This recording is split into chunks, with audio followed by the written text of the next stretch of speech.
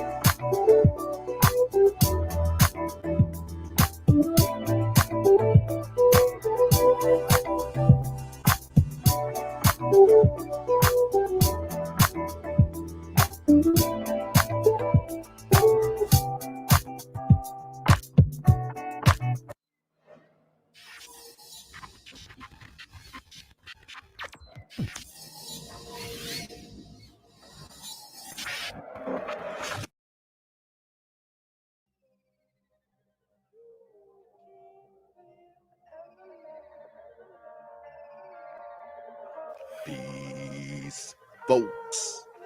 This is X from TPOT Media. Open your mind and wake your black ass up. You know what time it is. Hit that damn like button as you make your way in the door. Grab a seat, settle in, get ready. It's the Grown Man Hour with your host, my man, Bernard Riley.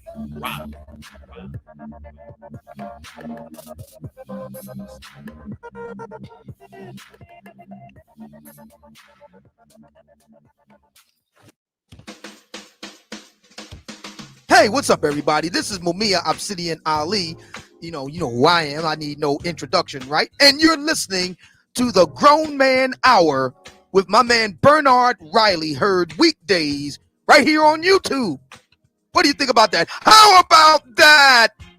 Now let's get back on with the show. Thank you.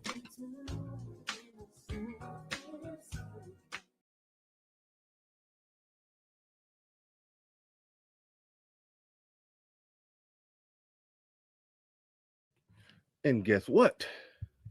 I didn't quite make it back on time.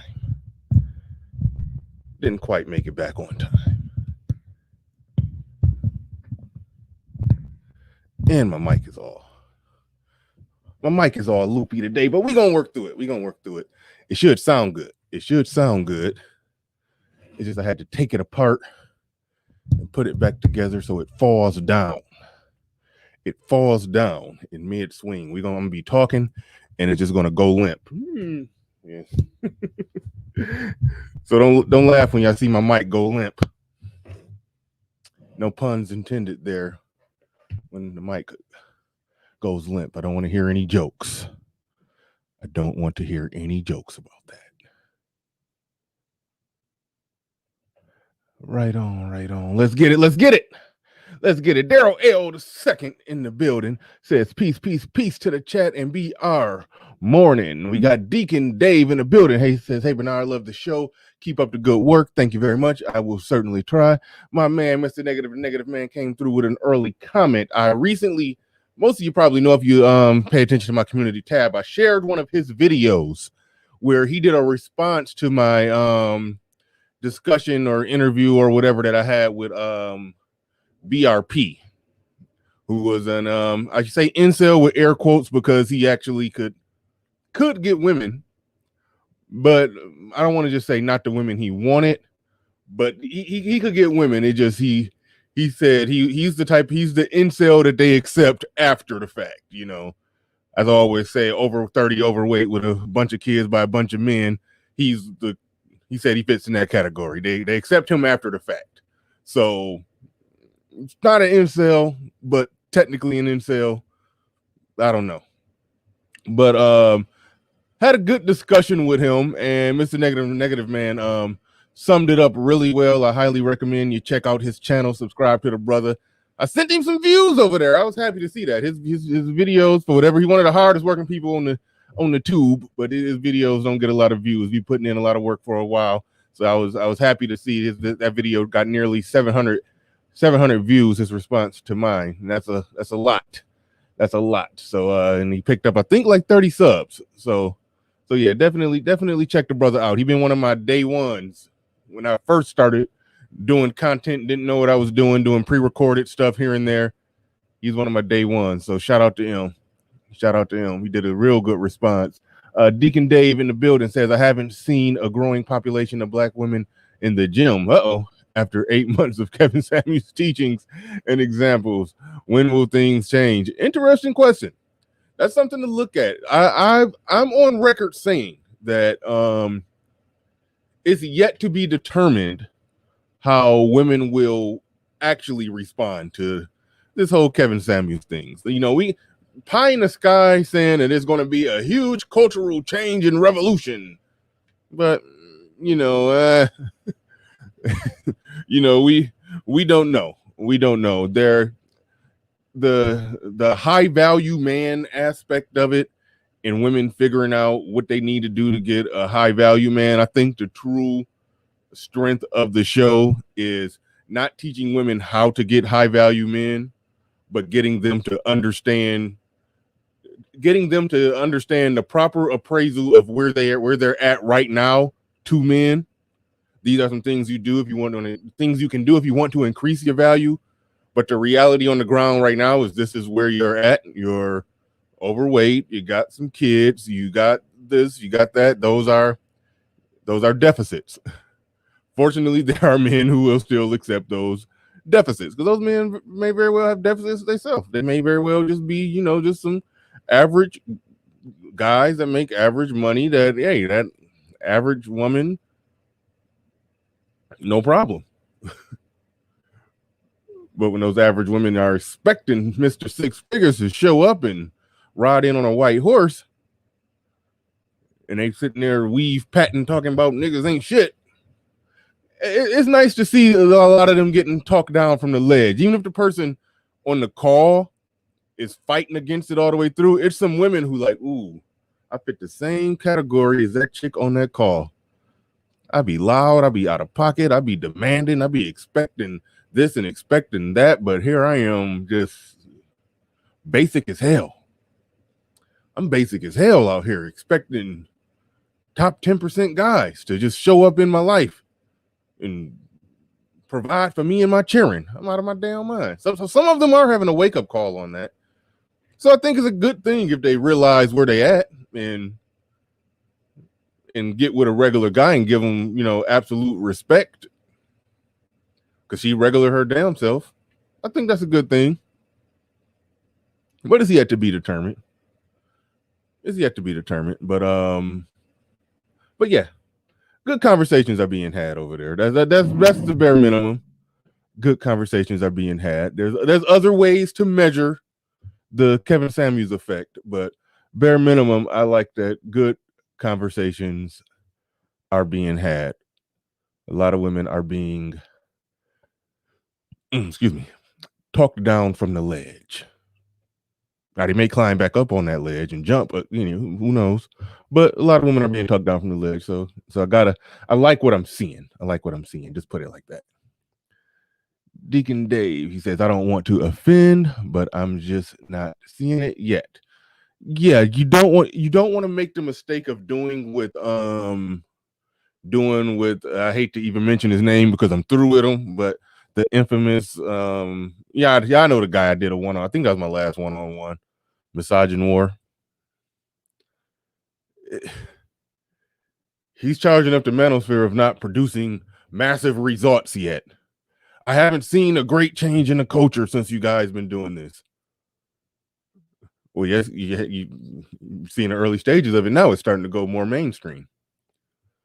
So views that were considered on the fringe, those views going mainstream, that's the start of a change. But you don't want to prematurely charge somebody up with not affecting or producing major change if it's early. You don't want to do that. You don't want to do that. Al Reed says, true, no accountability. They can switch to blame. Absolutely. That's one thing that I've been driving the point home on. I've been driving the point home on that. And I always will. I'm going to talk about how a man still got to handle and manage himself a certain way and manage the situation with women a certain way to make sure that he stays in control, stays in a position of power. We're going to talk about that. We're going to get into that. But I don't give women an inch. You know, I understand amongst men can say, hey, it's your own fault. You got to make sure that you either don't deal with a woman like that, or the woman you're dealing with, you got to make sure you can handle that situation. If she's an unhandleable, there you go, handle. I'd be able to handle me. If she's an unhandleable woman, you got to know how to get the hell out of Dodge. But if you stay there and you're dealing with a bunch of BS, yes, amongst men, we can look each other in the face and say, hey, it's your fault. I get that part.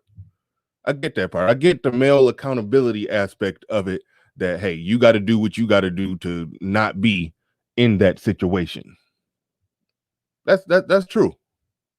That's absolutely true. But what I'm talking about, if you look at the title, I'm saying why women say they need to be checked. That's what we're getting into, why they say it. Because really, they shouldn't be saying it. Any woman that's saying she needs to be checked by a man, that's a woman telling you, I'm the type of woman you do not want to be with. Because they try to fake it.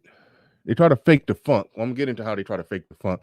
Mr. Shane Vicious says, just continue to let reality check them. Hashtag McToe. Oh, almost missed you. Number 16. I always say number 016, but I think the 0 is there as a, it's number 16. Women need to lose weight as a whole, but let's be real. There is a pandemic going on. Buy some weights and change your diet. You can do that from home. Yeah. Hood Conservative in the building says the gender war hasn't been won. Samuels is okay, but it means nothing in the long run. Laws matter. Yeah. And I think you change a culture before you change laws. I've made that point a bunch of times. Cultures change, then the laws follow. Very rarely do you see our elected officials completely sweep some laws in there completely against the will of, the people that vote them in. So the minds of people needs to be changed. And then once the minds of people are going in a certain way, the laws are easy to go in that way. So you're absolutely right. Bay Blotter News, shout out to you. I saw you in my comment section. I don't know if you're new around here or not, or maybe I'm just not noticing you, but I noticed you in my comment section. I picked up a lot of new subscribers. So shout out and thank you to all of the new subscribers that are making it on board. I appreciate all of you. I don't even know if you're one of the new ones or you just recently, or if I'm just recently noticing you, but shout out to you and everybody else who's new. Good morning, says, good morning, Bernard. Very good video you did with Edward Anderson and the Roger Report. That was a minute ago. That was a minute ago. I remember doing some one-on-ones with Edward Anderson. I haven't seen Roger Report around these parts in a minute. Who's doing very well on his channel, by the way. And I haven't even been having time to go check out him, but I know the numbers are looking good. I duck in here and there. Who else did we have in here? Deadly River in the building. Oh, Deadly Raver. I'm sorry, Deadly River. No, that's Mystic River. I was about to say Deadly River was a movie with Sean Penn, but no, that was Mystic River. Never mind. All right, Deadly Raver in the building. He says, "What up, Bernard? You about to put some more truth on the plate for us to digest today? I'm all for it. Right on, right on." Coach Ali back in the building. He says, I ain't about to do it, but I know that Yas, the Yas girl movement took decades to progress. Yeah, this won't be done overnight. People are paying attention to the manosphere, so it's a good start. Absolutely, absolutely. He says, leave courtside Karen alone. That's some high quality white meat there.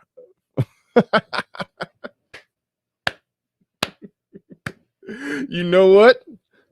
Courtside Karen is in my show notes for today. I'm going in on courtside Karen. Actually, I do think she's a representation of the type of woman that need to be checked. Because I guarantee you this. Any woman who's feeling like she about to just be beating her chest, grabbing her nuts, talking her shit because somebody disrespected her man, what you think going on at their house? You know she's an absolute utter bitch at home. You know that. It's no ifs, ands, or buts about that. If she think that she can get toe-to-toe and try to punk a 6'8", 260-pound steroid freak of nature, you know the guy who footing the bill for her life, you know good and well. You know good and well she wielding that blonde, well, that was in Atlanta. I was about to say LA, that LA dime cooch over him and got him just, yeah. So she's out of pocket as hell. Any chick like that is an absolute no. Absolute no. I mean, if you can get a chick that hot in your bed, go ahead and get it. I ain't saying don't try to get the draws if you got the chance. I ain't going that far. But I'm saying actually dealing with a chick like that for an elongated period of time, no. Way out of pocket. Way out of pocket.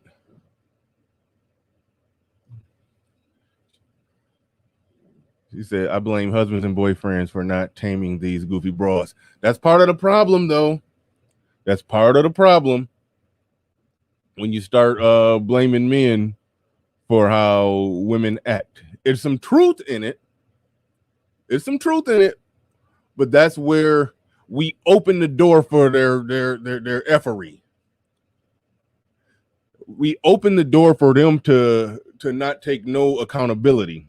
We opened the door for them to say ridiculous things like, oh, we need to be checked because we're going to try you and we're going to test you and we know who we can get out of pocket with, and we know this, and that's when they start saying stuff like that. So are you not, when I ask them, are you saying that the natural zero steady state, the natural zero default state of a woman is to be an out-of-pocket bitch, but she only stops being an out-of-pocket bitch when the man doesn't allow her to be an out-of-pocket bitch? I'm like, thank you for making a good commercial for MGTOW, because if that's the case, I'm perfectly happy being single and just getting some casual sex and sending them on their way. Hashtag pump and dump at that point, because I'm not about to be wrangling no banshees. I'm not. I'm not. I will not do it. For those that don't know the Wrangling Banshees reference, that came up on the show a while back when I was basically saying that dealing with women, or we was talking about black women, but it's across the board sometimes, but I think it's more prevalent with with our women. Yes, our women, because we love them. Yes. Okay. It's more prevalent with our women, where the whole you got to be able to handle them. They gonna be out of pocket. You got to be able to handle them. They gonna come at you. It's like the movie Avatar, where how the Na'vi, the blue people in Avatar, they had to climb to the top of the floating mountains of Pandora, where the flying dragons, the Banshee, live. You had to climb all the way to the floating top of the floating mountains in Pandora and try to find the Banshee that's gonna fly with you for the rest of your life. But you gotta wait for the Banshee to choose you. And he was like, "How do I know if she chooses me?" He says, "Because she will try to kill you." So when this wild Banshee try to kill you, you gotta fight it off, wrestle it down, hog tie it into some rapey position, attach one of your appendages to it, and then you basically fuse and sync with it, and then now it will submit to you and fly right she'll fly right with you for the rest of your life. That's how they subdue the dragons on Pandora. When black women try to say you got to know how to check them, we need a man willing to check us who can handle it. They basically saying, yeah, we're gonna try to kill you. You got to withstand the flurry. You got to stand in it, wrestle us down to like no. But at least with the Banshee, it will fly right with you for the rest of your life. But the out of pocket women, oh no. Those that are just truly out of pocket, they will more or less you check them good on Monday. Yeah, you might hold them to Wednesday. Check them good on Wednesday. They're gonna be out of pocket by the weekend. Like it is. So you just end up. So that speaks to what I'm saying when you say I blame their husbands and boyfriends for not taming these goofy broads. Depending on the chick, what you're doing is you're telling men to go and get in what essentially amounts to a two-sided toxic relationship, where she toxic and out of pocket, and you gotta out toxic her in order to get your house in order for 48 hours, and then y'all back rumbling again. No, that's why I pull back on that whole concept that we have to. You got to know how to check that broad. Got to know how to tame her if it's within reason. Like, cause my chick, yeah, I need to. I have to say some stuff to her from time to time. Every now and then. But see, here's the deal. She's not deliberately doing stuff to try to test my masculinity to see if I'm man enough to handle her. Just sometimes she can just be a woman and be a little irrational and a little emotional and may just, start saying some goofy stuff. And I might try to, explain it, may try to talk her down from the ledge of whatever she's talking about. And she's still not going. And then if it keep going to the point to where now I didn't had to raise my voice at her. If I raise with my woman, when I raise my voice at her, she don't look at that as a challenge to where she got to try to get back, in pocket. No. I raise my voice at her. She get tears in her eyes. She ain't about that life. She don't want to be handled. She don't want to be checked. If it ever come a time where she do have to get checked, that's her. Ooh, she realized it instantly that, oh, I'm making a mistake here. But the ones who are saying you got to be able to check me, you got to be able to tame, you got to be able to handle me, those are the ones that's saying that I'm gonna be an out-of-pocket bitch, and we about to be in this house fighting practically. Because those chicks, they either going to end up with a dude who they can boss around, or a dude who going to stand up to all their masculinity test, and it's quite often results in them getting backhand slapped. That's low key what they talking about. You got to be either willing to beat my ass, or you have to at least make me think that you're gonna beat my ass. Them type of chicks, no. I say to brothers, if you temperamentally don't want to deal with that, Don't let these chicks gaslight you into thinking that you less of a man because you ain't dealing with that. And sometimes the dating coaches, sometimes the dating coaches, not all of them and not all the time, but sometimes the dating coaches, they will get deep into that. They will go all in with that you got to be able to handle her, and your game will no. It's limits to it. A chick should show up with her head on straight.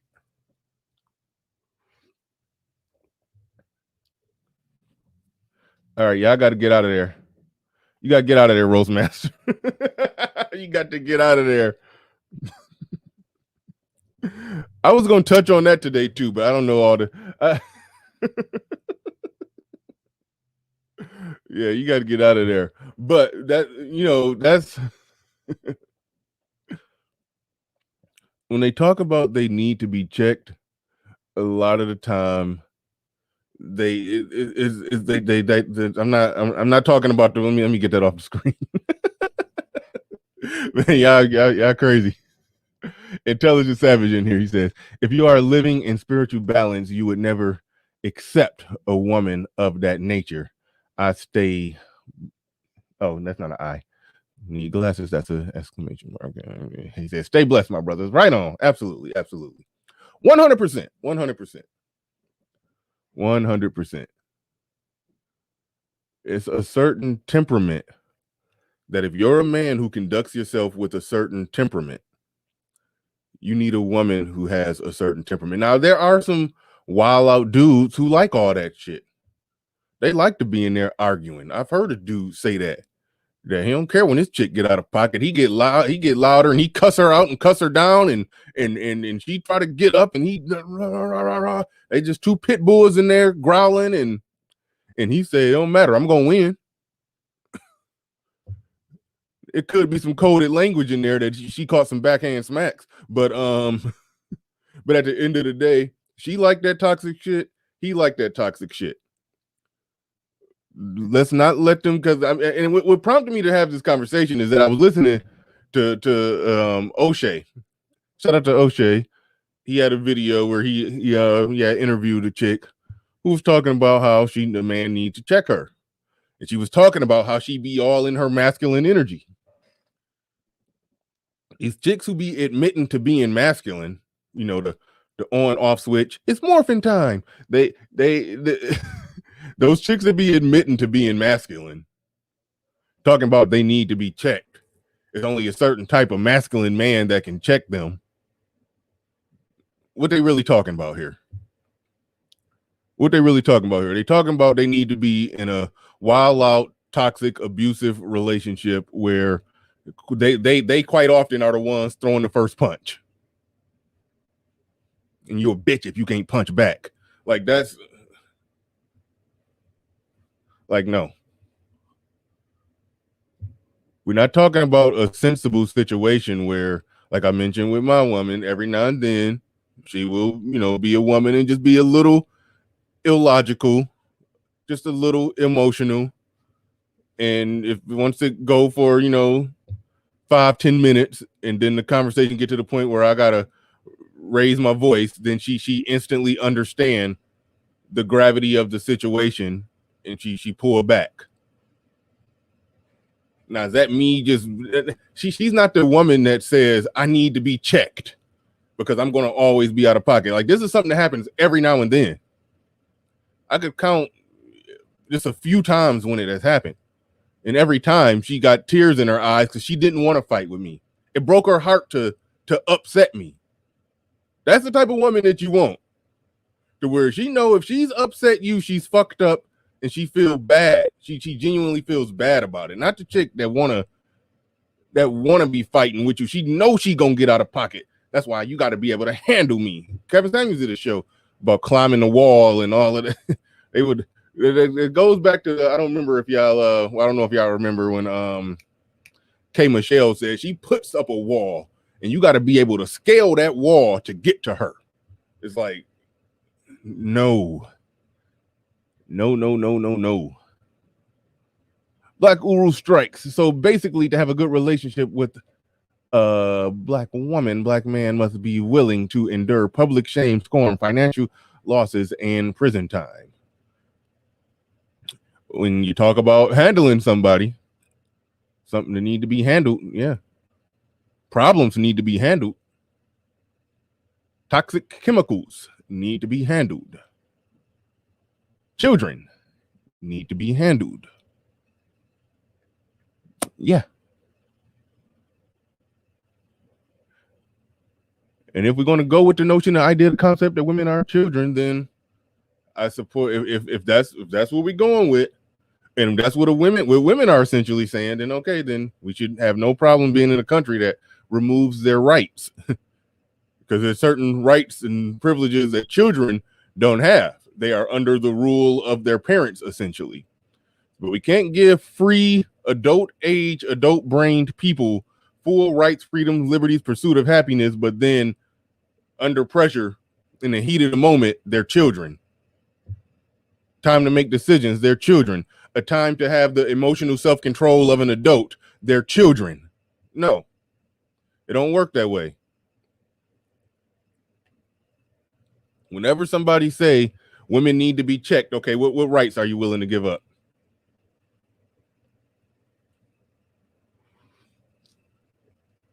But they say that because they want to shift the accountability. They don't want to be held accountable for anything. They don't want to be held responsible for anything. They want to come take a crap on the whole production set, and then but not take no accountability for the ruined production of whatever you was trying to produce. The Mac the Trucker, only thing should be handled is hazardous chemicals and power tools. Right on. We was on the same page. Power tools for men and women should be handling the women should be handling the clothes out the dryer and my plate at dinner time. Hashtag submission and sandwich. Shout out to Game Changer.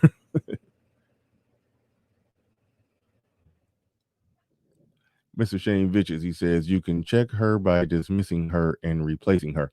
Agreed. Excuse me. Agree 100%.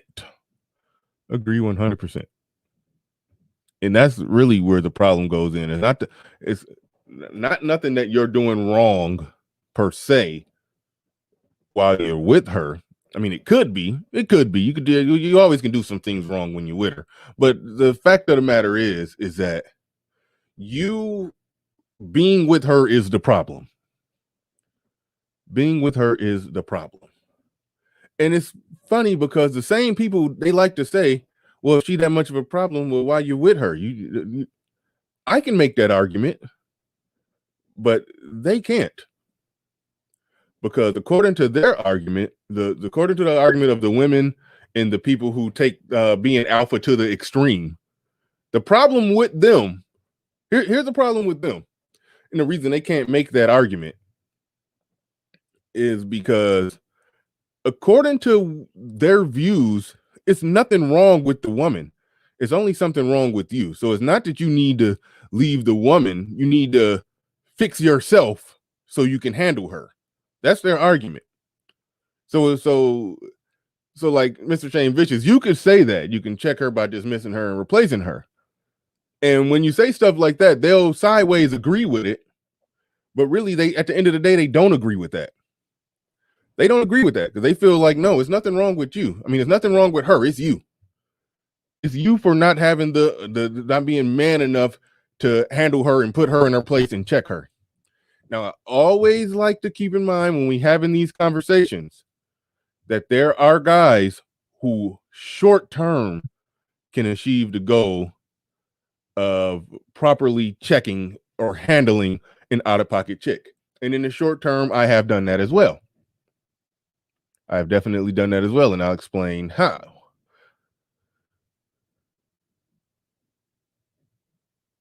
Shout out to the super chats coming through. I can't even see who it is. I think that's Fruitopia. That's the drink. Utopia, and who else is that?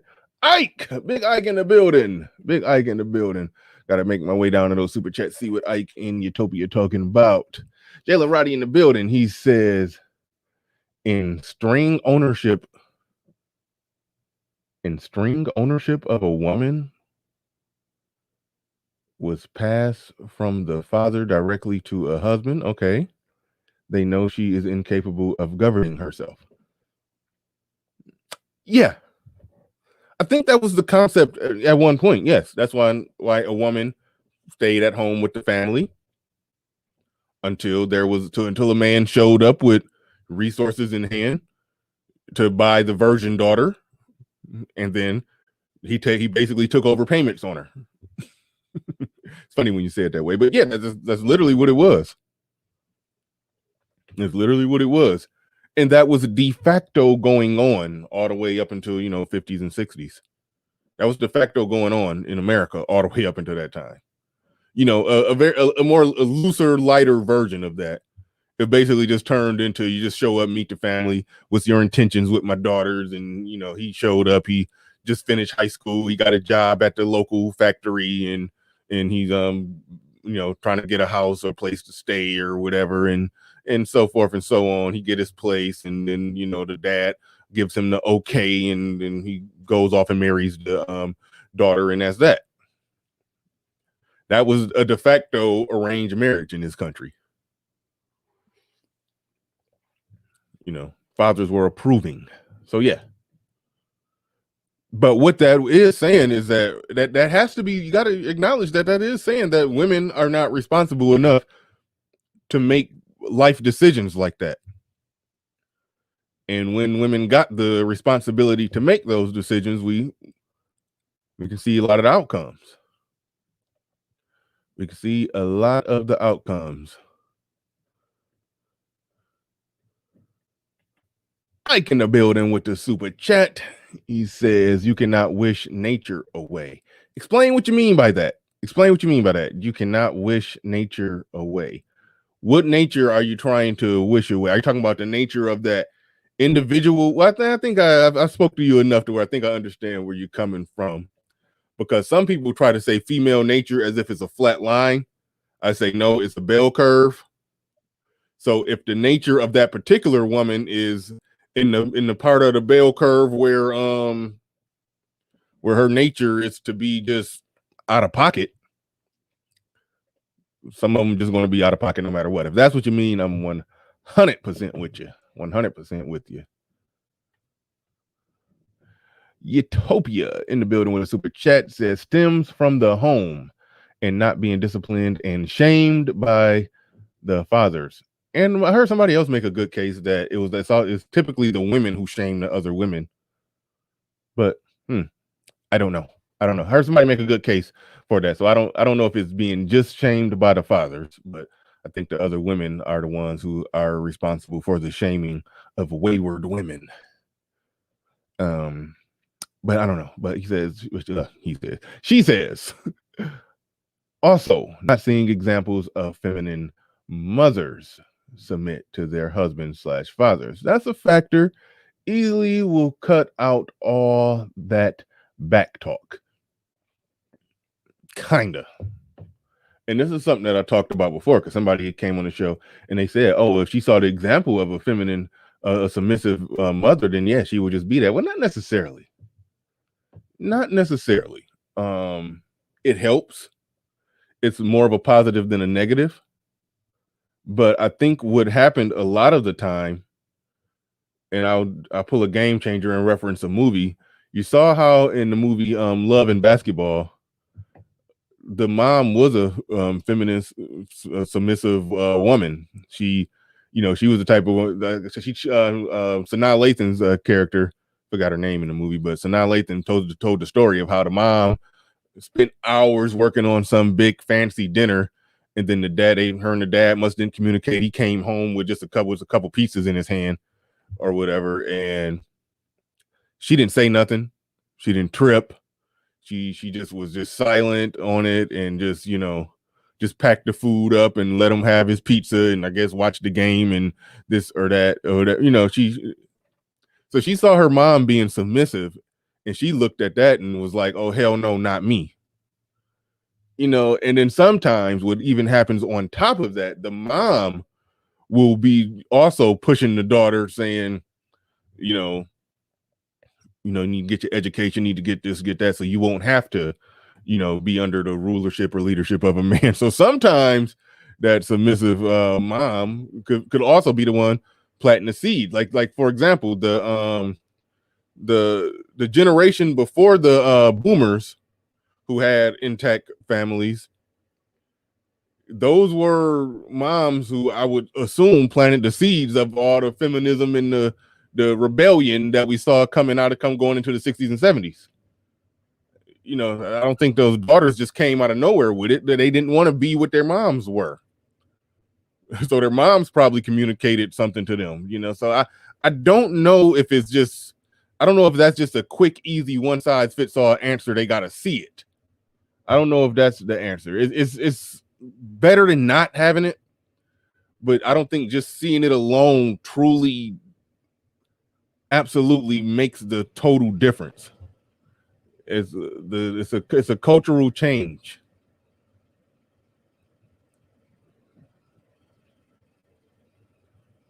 Tank Johnson said it's obvious. I mean, not Tank Johnson. Ike says to Tank Johnson, it's obvious that most men in the West would rather follow. You know what I mean? This is not about you or me.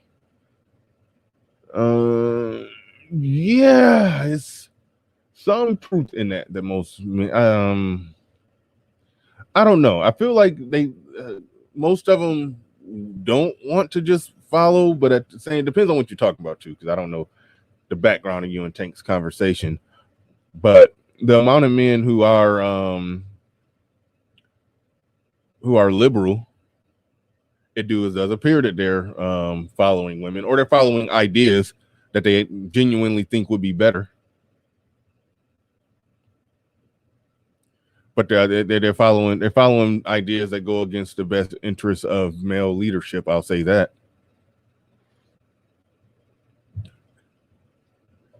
I'll definitely say that.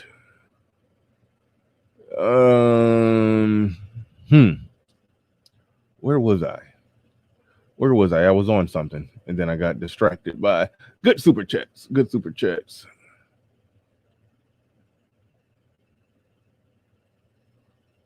No, the man should leave and be with someone that's better fit.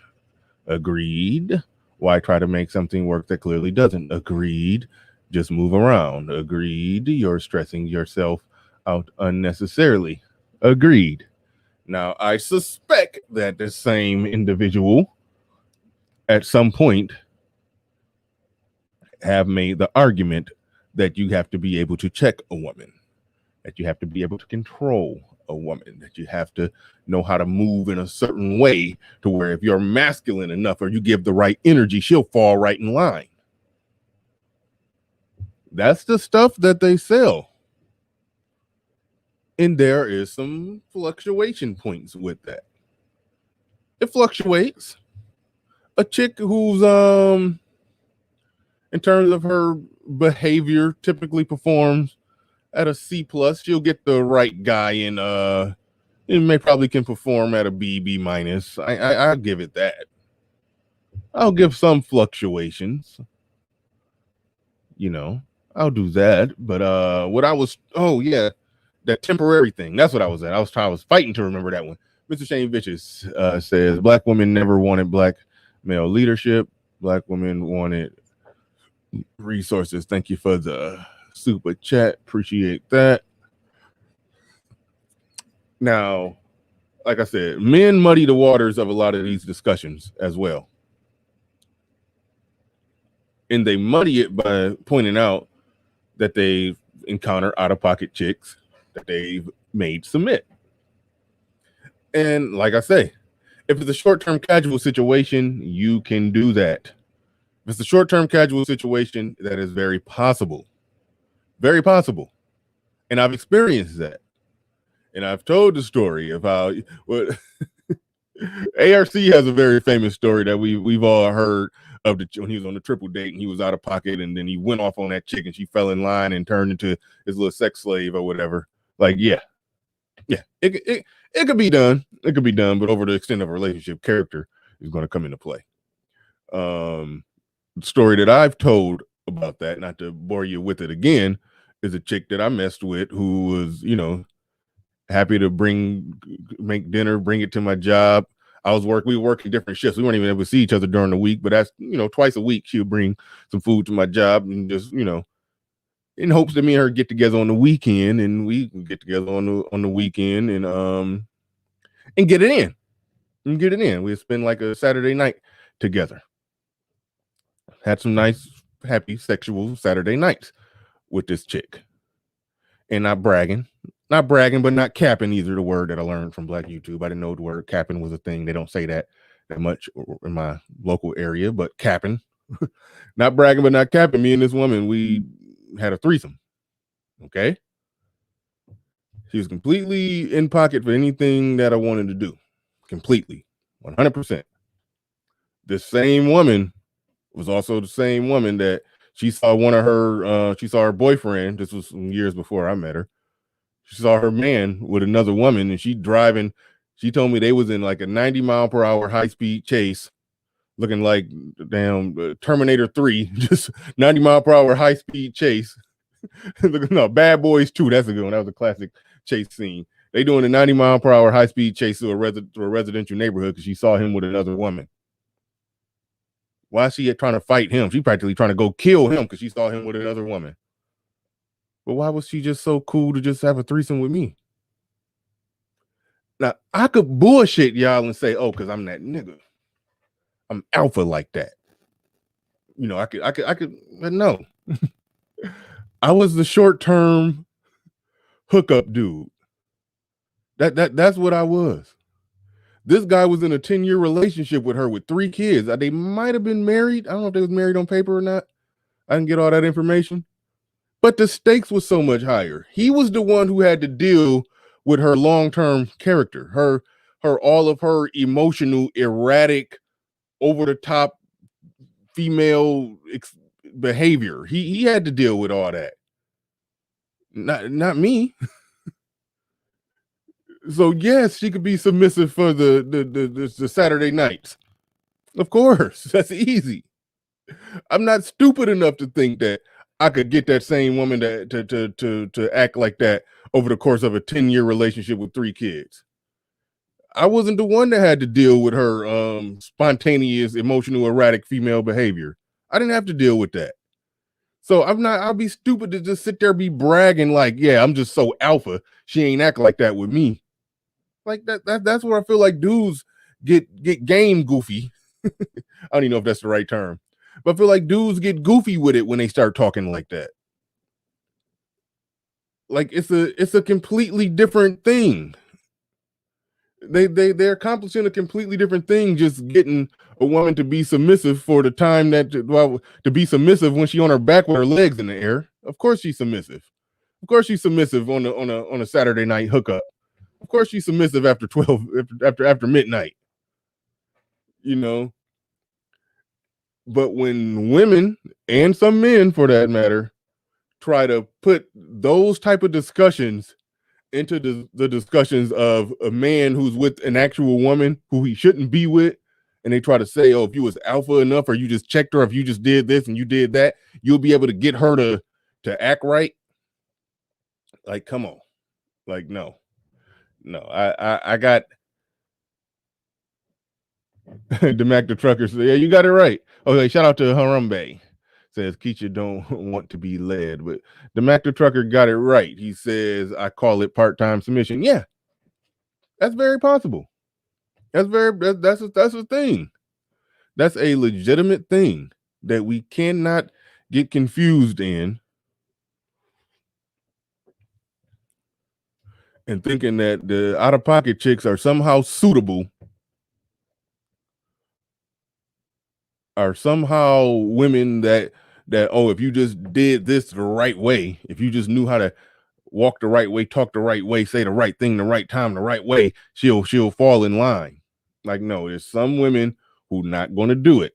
And one thing on this channel I don't go for, when I hear arguments, particularly gaslighting arguments, but particularly arguments that gaslight black men into thinking is their fault for not properly handling, managing, doing whatever the situation was with a black woman. Like, no.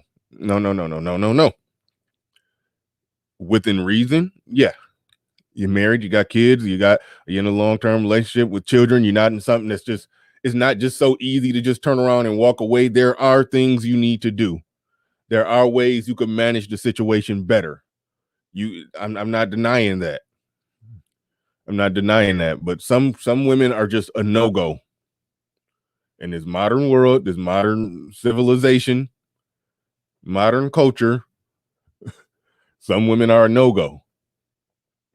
And what I be hearing in those arguments is that when women are talking about how, oh, women just need to be checked and you ain't man enough to check us, all they're trying to do is just remove all accountability for their actions. They're telling you that they're an out-of-pocket chick that you shouldn't be with. They absolutely, positively telling you that. But speaking of threesomes, as I mentioned earlier, T.I. and Tiny, I've been reluctant to even talk about that one. But okay. Allegations of the crimes aside, I don't buy that. I don't buy that. Somebody said Bernard still no home meals. Grown man hour after dark laughing. Get out of there, Nerdine. Man, I told y'all that, hey, I've had moments when I was out there. I got a woman now, so I ain't out there.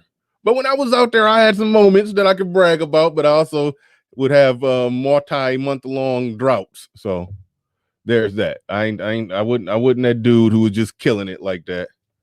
I wasn't that dude who was just killing it like that. But I've had my moments. I've had I've had moments to write home about.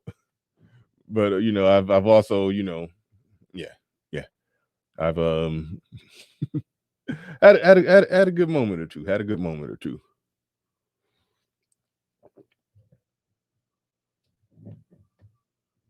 And GA boy, right on time. Men are acting and comparing themselves to women too much. What the hell y'all talking about now? What the hell y'all talking about? Truth says, otherwise you gotta fix an older dog, which takes some supreme expertise. No. Lead them old. Well, an old untrained dog, I say no. An old untrained dog, I just say no. I say a hardcore, flat out no. I'm trying to find what Truth said the GA boy agreed with before I go in on GA boy. Disagree with that statement, GA boy. You got your cape on a little bit, and I'm gonna explain why. He says women pick and choose what men they decide to submit to. Bullshit. They pick and choose what men they decide to get in a relationship with. Whether or not she's submissive in that relationship is contingent upon whether or not she's a submissive woman. That's my theory that I haven't heard anybody properly debunk. The reason that women have the notion that being submissive opens them up for abuse because they've seen women who are naturally submissive, just naturally submissive. It was their nature. When they got with the man, they just did what the man said, and they got with the wrong man, and he had them walking into brick walls and walking off a cliff. So that's why the non-submissive women are saying, you be submissive. You're gonna be like her. You're gonna be like Silly from Color Purple. So no, I don't buy that submission is an on-off switch. Just like being a good leader, and it's certain things about men that, okay, it's on a bell curve, it's levels to it. It's in a male's nature to provide, but they don't all provide equally. It's in a woman's nature to be submissive and feminine, but they don't all do it equally, and some of them completely utterly horrible at it, to the point of an utter failing grade. So no, I don't buy. You came right in buying the on-off switch. When you come in doing that, all you're doing is you're taking accountability off of the people that you're caping for, and it gets weird.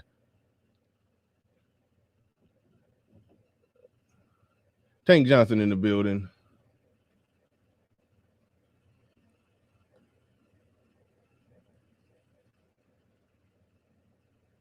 Where's Tank Johnson? I know I saw a super chat. He says, I don't do verbal checking. If I have to notify an adult woman or a man that they need to respect me, it might as well be time to fight. Some of us aren't to be played with. Right on. I hear you on that. Like, let's follow the logic. Women know who they can. Women choose who they submit to. They choose who they gonna be out of pocket with, and they choose who they gonna act right with. And the only thing that matters is how you conduct and carry yourself. That's the determining factor. How you conduct and carry yourself is the determining factor on whether or not they're going to be a verbally abusive train wreck. If that's the determining factor, how you carry yourself, okay? Men know who they can slap, and men know what women they can slap in the face. It all depends on how she conducts herself, whether or not she gets slapped. Nobody would accept that argument. They would just call that man an abusive jackass, and women need to not be with him. I'm in a place where, no, I'm just going to call a woman, hey, that's not a good woman. I'm not going to be with her. That's where men need to be with it. Not trying to wrangle no damn banshees. Not trying to climb to the top of the floating mountains of Pandora to wrangle a banshee into a rapey position and stack your appendage to her. Now she's going to fly straight. No, we don't do that here. That's not how it works. I'm not doing it.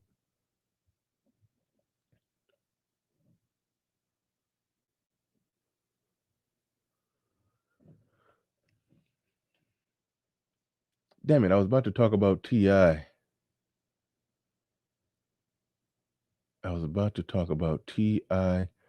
and Tiny for a second. Allegations off the table because I just don't believe it. So for the purpose of what I'm saying, I'm just assuming all allegations were false. And the only thing that's going on there is the part that I found more amusing than anything is the part where they talked about how T.I. was basically going recruiting chicks to bring them in for, I don't know, a threesome or whatever the hell. People used to talk a lot of junk saying, why was T.I. with her? She looked like Miss Piggy just got her ass whooped. I've been called that a long time ago. I said, for the sake of family and them being together and raising them kids and being a unit and being a team, that she know he's having sex with other women and she's in on it. I called that like 10 years ago. I called it 10 years ago. I was almost delighted when it came out because I like to be proven right. So that just made everything make sense. Deacon Dave says that analogy is hilarious. Oh, to climbing to the top of the floating mountains to wrangle a banshee. Yeah, that's what they want you to do. That's what they want you to do. And I say, hell no, we don't do that. We don't wrangle banshees.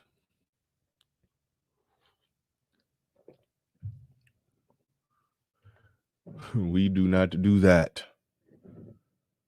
Drop the daggle, get yourself a pog. I don't even got the YouTube feed up. I probably haven't hit the like button on my own video yet, but I would like to encourage all of you good folks in the chat to hit the like button. Hit the like button. We got 300 people in here and a drum roll. 128 on the likes, 129. Now that I finally hit the like button my damn self, there's no reason why we shouldn't be over 150 at the 1 hour mark. Sometimes at the 1 hour mark, we can get somewhere in the area of 200. So let's get those likes up. We hour in. I'm about to drop the link pretty soon. Bring it on up, and let's have the conversation with the men who like to. Anybody who like to wrangle the banshees are more than welcome to come on up. Truth said, training the old dogs, which is too much damn work. Too much. Hey, thank y'all. Them like shot right up. They shot right up to 148. I like that. Let's get 150. Need two more people. Yeah. But that T.I. situation is a trip. That T.I. situation is absolutely a trip.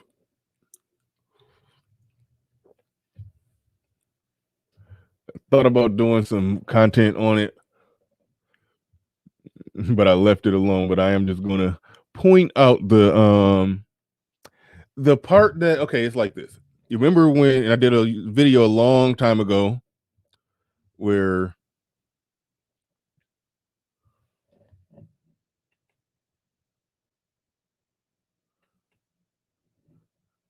this was back before I was going live, where I explained how I started out just talking about the women, how it's women like Beyonce that could get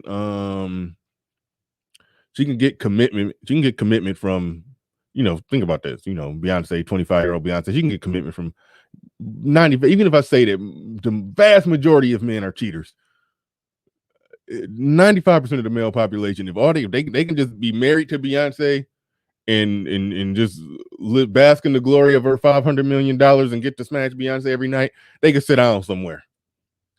I said Beyonce could get commitment from 95 to 99% of the male population.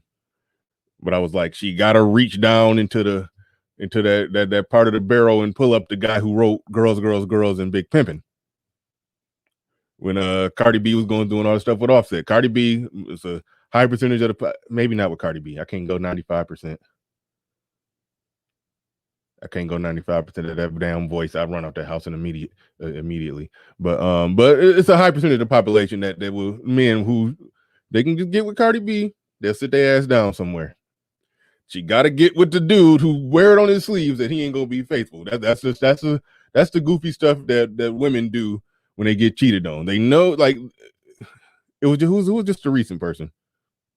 Iggy Azalea was just talking about some dude, I forgot his name, who was cheating on her. I tend to believe Iggy Azalea could get commitment and faithfulness from probably 90 to 95% of the male population, but she got to be with the dude who his name is Playboy Cardi or something like that. That's what women do. The men do the equal opposite of that. A man who's rich and got it all together, he can write his own ticket, get any woman he wants. He can find a woman who will accept his cheating.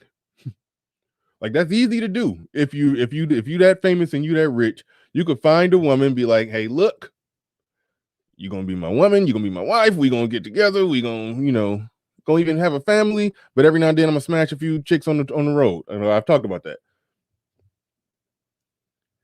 And a lot of those guys, I'm willing to say 90% of the female population, I'm willing to say it, once the status and the richness is that high, a high percentage of the female population will accept it and go in knowing what time it is. But so I don't know how these dudes are getting into relationships with chicks, and they got all that money and power right out the gate. They want to get with the chick who won't accept that deal, but they know they going to be cheating. It's like, it's stupid. They can upfront put it to bed. They can upfront just say this is what it's going to be. They can call the shot right out the gate. So when I look at the situation with T.I. and Tiny, as much as people criticize her for how she look, and she do look like somebody repeatedly hit Miss Piggy in the face with a bag of nickels, I still can look at that situation and was like, clearly a conversation was had between them, And clearly she accepted the deal that, oh, damn, my husband is super rich and successful, and I know he ain't going to stay faithful. So I'm going to stay with him, and this is going to be the deal. She accepted the deal that a lot of those rich and famous men should put on the table for the women that they're going to have a family with. They should put that on the table, accept it at the start or don't accept it. So in a way, I respected that when I heard that she accepted the deal and she's in on it. Now, when people who say that there was allegations of abuse and drugging and all that, I don't believe that. But if that was going on, okay, then yeah, they dead wrong. I get it. They dead wrong. But assuming that all that is a lie, just looking at the poly nature of what they're doing, I respect it. They could be a happy family and raise their kids, and she understand what she married. So there's that. That was all I wanted to say on that. That was an example of it, because look, being rich, like men typically, a shout out to Chris Rock, men are as faithful as their options. It's easy for a lot of men to not cheat given their current options. You go and you give a man, I don't know, I'm just throwing out a name, Michael B. Jordan's options. Not cheating becomes a difficult task if you're trying to stay faithful to one woman. Not cheating becomes a difficult task because it's not to the point to where, a lot of men can stop chasing, but when they start chasing you, that's a whole nother monster. When you got dimes chasing you, when you got dimes willing to do a oral presentation to the guy working the front desk at the hotel so she can get a key card to your room so she can already be in your room naked when you come back from wherever you was like that's a whole nother monster that most men will have a hard time dealing with. So them rich, famous, and successful men, I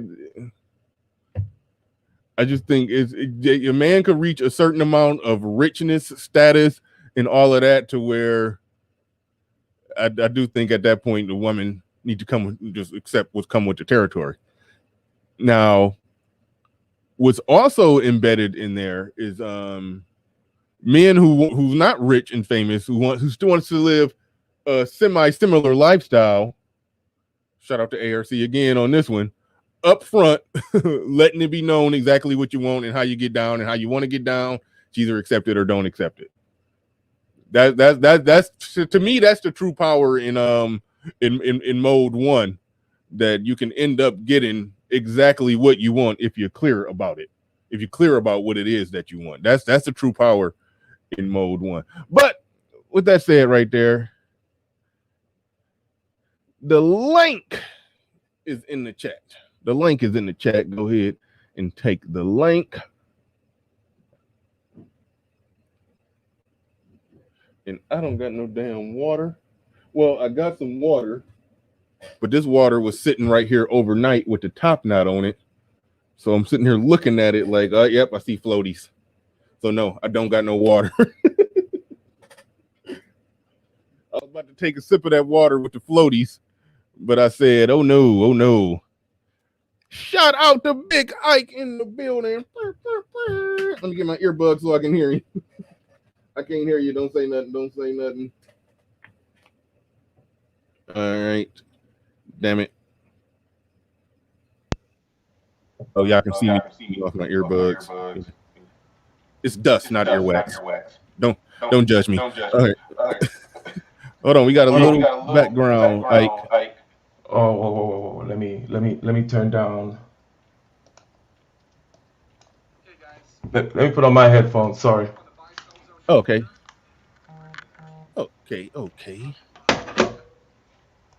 Yeah, make sure y'all hit the like button.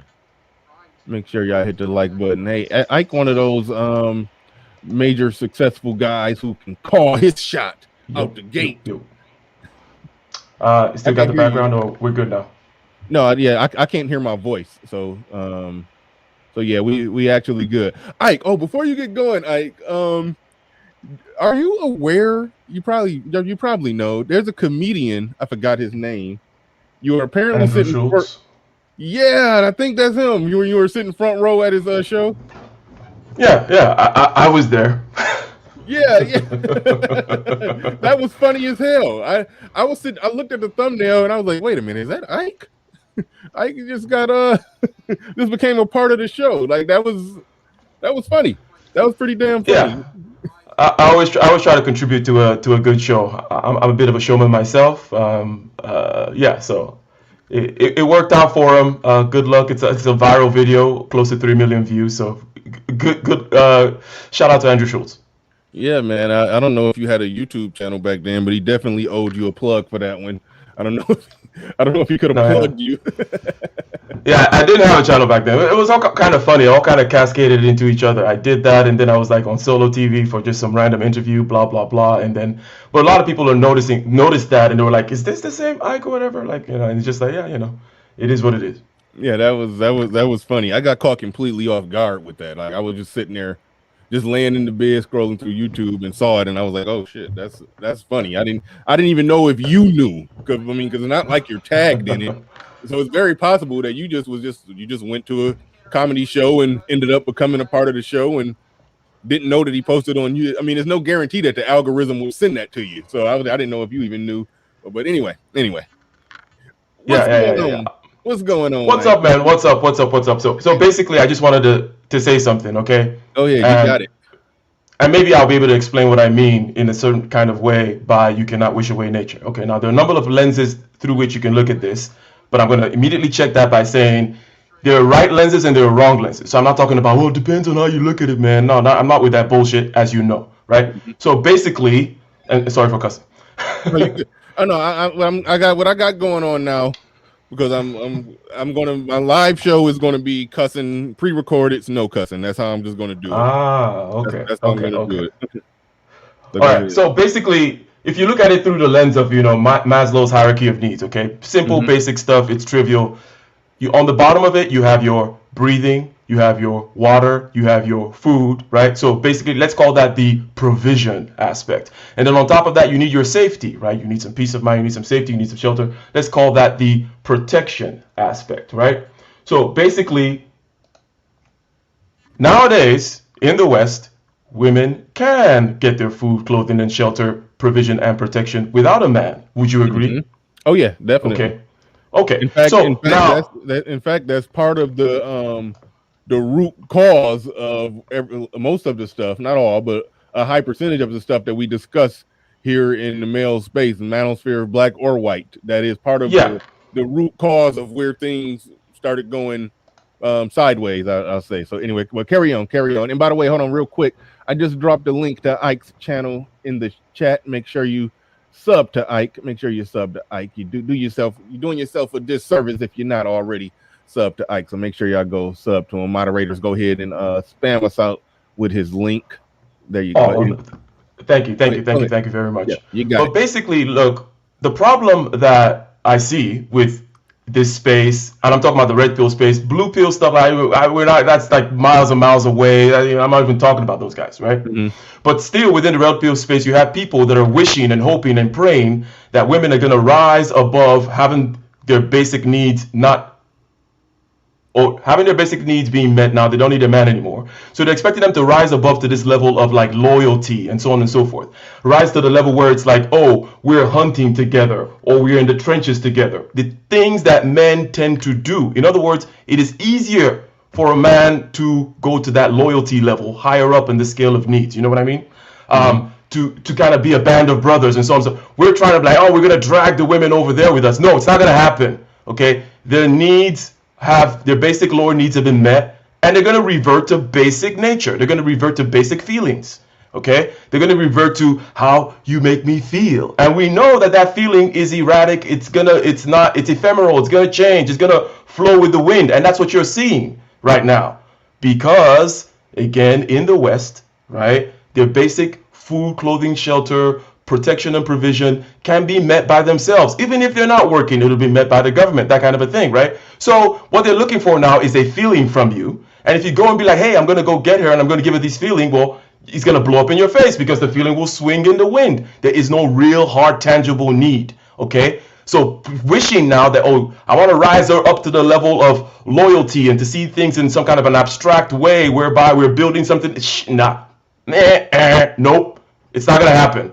So I just laid out the reality. I'm not saying what you're going to do about it, but I think that this reality needs to be clearly seen 100% for what it is, so that you stop complaining about why don't they do this, why are they? No, they're going to revert to basic nature. At best, they're going to be looking for a feeling. That feeling is going to blow up in your face. I'm not telling you what you need to do. I'm just saying that this is the basic reality. Got you right there. So when you said that the guys saying why aren't they doing this or why aren't they doing that, how much of that do you really hear in the space? I hear it from some guys. I try to stay away from the why aren't they doing this, why aren't they doing that. I like to look at it as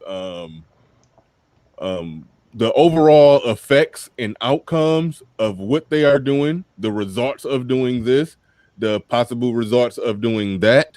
When we've seen this done, we saw this result. When we see this get done, we see this result. Looking at the results of it, how much of it in this space do you think that people are saying? You put it in a way like they're saying, well, why won't the woman just do this? Why won't she just, how much of it do you think is that versus just analyzing what's happening and understanding why? So let me break it up into like three things here. First of all, let me add a kind of qualifier to what I said. I'm not saying they don't need men. They still need men, to build the roads and so on and so. What I mean is men in relationships. You know what I mean? Yeah. No, that part is very true. I think it's better explained this way. Men have built a society that runs like a system to where, regardless of your sex, you can function within the system. Put it like so.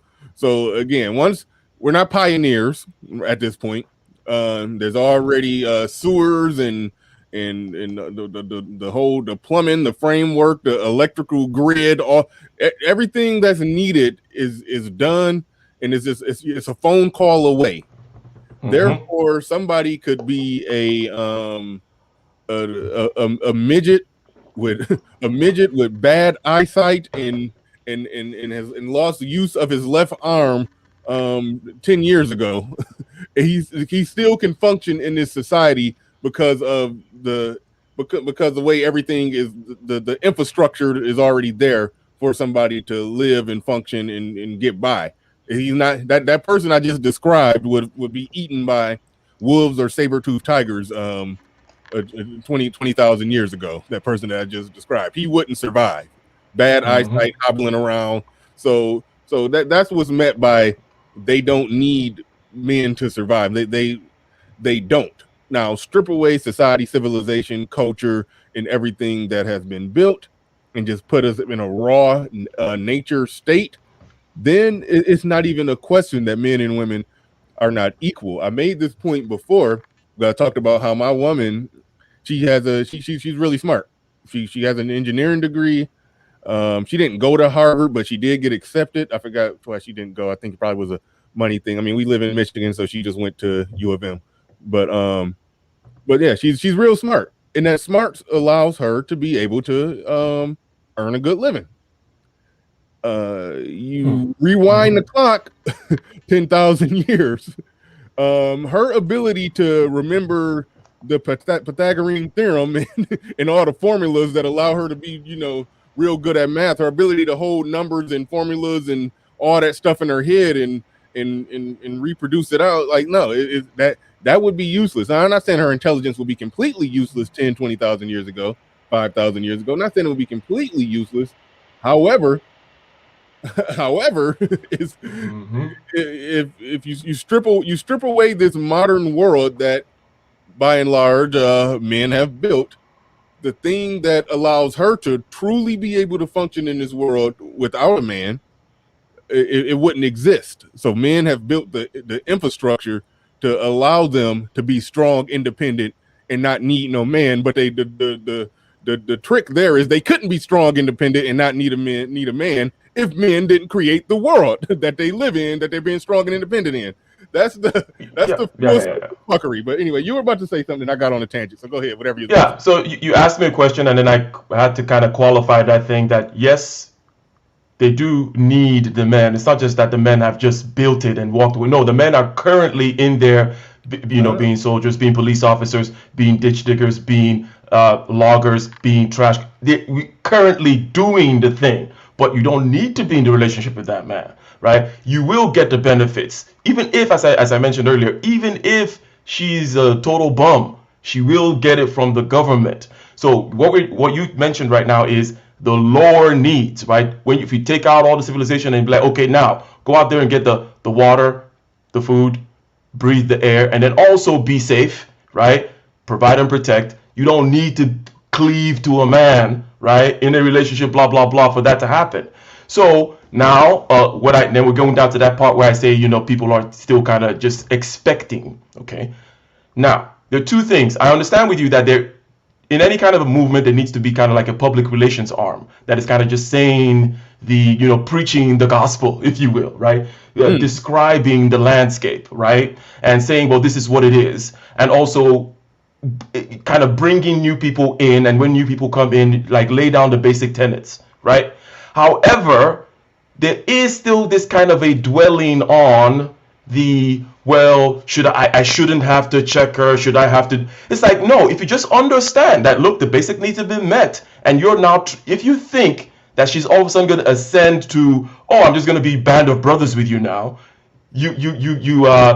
again, you could come and argue with me and say, no, Ike, you're wrong.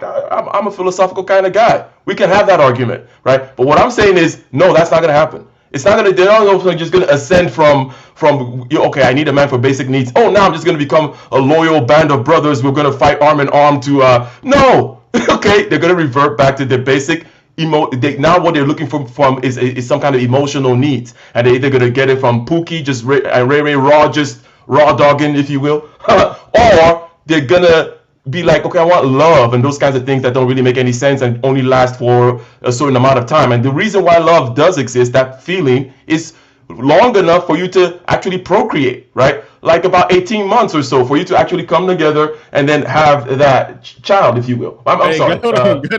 We getting black pill Ike today, man. He going hard. No, look, like I'm not saying anything different I'm not saying anything different from anything I ever said. Like, like you can go back to my conversation with you about, because I'm all about that nature thing, right? Yeah. Nature. This kind of freedom and equality shit, I've already stated now. I stated in certain kind of high-minded philosophical ways. So, but sometimes you just need to come down like, hey, this is really what I'm saying. You can't be expecting some kind of high-level transcendence to happen when nature is nature. That's why I said earlier, you cannot wish nature away. Okay, men needed women for these basic things, and this is how we've evolved. If you remove those basic things, now this is what you have. Again, I'm not telling you what you're going to do about it, but this is the reality. All right. So in light of that, and good stuff, I love your analysis on that. In light of that, what do you think men should do and how men should move going forward in light of the way that you just laid everything out? Okay. At the danger of kind of being slapped with some kind of acronyms, because people like acronyms and shit. Mm-hmm. Like, for the most part, if you're in this Western society, therefore, right, where there is A, the needs already have been met, and then B, women will not openly admit to their nature, okay, then you need to find out, okay, what is the other thing that they need from us, right? They need protection and provision. That's already been met. What's the third thing? They need babies, okay? So if you're a man with this red pill understanding, you got to understand, look, no babies for you, right? And you need to, let me go ahead and even say it myself. The whole cis-bim thing, 100%. Well, that's kind of how I live my life is, but I'm not even from here to begin with, so I don't think it even applies, right? It doesn't apply to me, but I understand that there are places where women are more in a state of understanding and oneness with their nature, where they understand, yes, this is my nature. Where it's not kind of a hiding thing. Because in the West, It's women's nature is sugar, spice, and everything nice. Okay. Any particular sins women are predisposed to? No. That's women bashing. Are women more likely to do psychological and emotional damage and all kinds of and get out of pocket? No. That's women. It's like, but outside here, they know 100% that is their nature. Okay, so they're more likely to therefore fall in line with being, okay, you know what, I do need a man, a stable person, blah blah blah, to lead. And then also with the part of going from father to husband, that kind of a thing, right? The fact that society after society after society for the majority of time has organized things this way, I mean, it's almost like obvious that there is a truth there, an evolutionary truth. So you need to understand on an individual basis that you cannot be giving them this other thing that they want so that they actually see the need again. If you want to play that game, but the other path is to just go somewhere else where people are still in understanding of the rules of nature. First of all, though, you need to completely swallow whole cloth what I just said in terms of like, look, the basic lower needs have been met. You're not going to drag them up to the level of becoming bands of brothers with you. That's for men in battle. That's for men hunting together. That's for men generally speaking. Okay? It's not going to happen. So the other two options are now what you have. You need to withhold the third thing that they need and or go somewhere where nature is still understood. Gotcha. Yeah, so it sounds like you're pretty much in agreement with me when it comes to the the guys who talk about alphaing your way through it, or you know, the women who say a woman need to be checked, and some guys like, yeah, you got to check that broad, you got to do this, you're like, no. You got to go to where the women are who already have those, who already have the right, who are cultured in the right way, and they're responding to nature in the right way. I mean, like I talk about my woman. I could probably say I found a late bloomer, diamond in a rough, maybe, I don't know, but she don't conduct herself like the average. I mean, she has some ways, but it's small. But I'm all for guys, however they see fit to do it. If they could get it here in Black America or in America, regardless of the race, great. But that's why I never understand those who have a serious, and I mean a serious problem with brothers traveling and going to get it wherever they got to get it from. I never understand that. But you kind of touched on that, going to where the women are already conducting themselves in a certain way. So we don't got to do, we shout out to Truth, he's bringing him up. He talked about how, you know, training abroad or whatever. And he said it takes a next level skill to train a chick that's already been, I guess I'll say, cultured in the wrong way and all of that. And I'm like, brothers. Let me say something real quick on that, okay? Because hold on, real quick. People think that. Sorry, go ahead. Real quick, Snuggles in the building. He says, "What did I miss? I see you have Super Chat God on the line. Can I get a brief synopsis of what's going on here?" We kind of just did. Ever since your chat been up there, we kind of just did. But it's too much to go back through all of it. But he says, "Are you basically saying punish them or leave them go somewhere else where the rules are understood?" No, I'm just saying that it's women, their nature and how they conduct themselves and how they act, whether they out of pocket, whether they're feminine, whether they're submissive, all of that is on a bell curve. There are some within the bell curve that act right. Those are the ones that you ought to be with. You shouldn't be gaslit into thinking that you need to try to change this woman, check this woman. If she ain't acting right, it's your fault because you ain't checking her or you allowing it. I mean, yes, if you are with her and you're allowing it, yes, it's your fault. But the main thing you need to do is not be with her and quit thinking that, you know, stop being gaslight by the women that say, oh, we need to be checked. You got to be willing to check. Because any chick who's saying that she needs to be checked by a man and blah, blah, blah, she's more than likely that chick who just wants a constant ongoing toxic relationship. You're going to check her on Monday. She's going to be back out of pocket on Wednesday. The woman who you can check one time on that one issue and that issue goes away pretty much forever, that's not the same woman that's saying I need to be checked. That's a woman who's genuinely a good woman and you set boundaries one time and that thing disappears. So that's a good that's the best synopsis I can give of what's going on. Hopefully, well, Ike, you one of the best in the business at holding your thought. So go ahead. I know you remember what you was about to say. Okay, so basically, I wanted to say something about that going outside stuff, okay?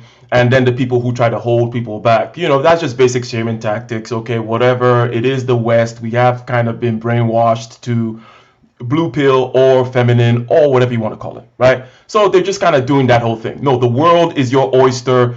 You as a man in the West, most especially, need to be dominating this whole goddamn world. And anybody who's telling you, oh, you need to stay in your little corner, I mean, I don't even understand your patient. Why you would, I mean, like, you need to slap them across the head, okay? Don't even punch them, slap them like a little bitch. Now, the point also is when you do move, if you do decide I'm going to go over there, you got to understand, it's not, you can't just depend on, okay, that, oh, these people over here got, the women over here have their stuff together. No, still, you have to be stoic, okay? The way the society has set up things there is men need stoicism, okay? Stoicism is the kind of philosophy that you get when you're out there hunting, when you're out there, accepting nature for what it is. I mean, you understand, right? Generally speaking, stoicism, yeah, you need to be Keanu Reeves, right? You need to be dead inside, basically, okay? To put it in extreme terms, right?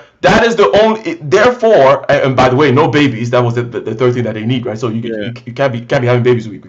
So, but therefore, you need to have that inward thing. It has to come from inside. So if you're going out there with your blue pill insides, okay, you're still doing it wrong. You need to actually be like, okay, imagine yourself pick the culture, pick the whomever, like, what does the sultan of whatever, what will it feel like to be that guy? In other words, if you've accepted that this particular group of individuals, right, women, right, that basically if they don't meet, those basic needs are met, now that we're just going to go revert to basic emotions, so on and so forth. You need to understand, well, how do I deal with that? And how do I understand that? How do I rise above within myself to be a stoic person? That is the only way. Even after you go to a place where nature is accepted, you need to play your role in nature, which is the role of stoicism, not this blue pill, romantic love nonsense, or thinking that you're going to drag them up to the bank of brother nonsense. All that is nonsense. It's not going to work. Okay, one more thing before I go to truth. I do gotta, when you say that no babies thing, now I understand obviously why in all practicality that would work for the man, the single man.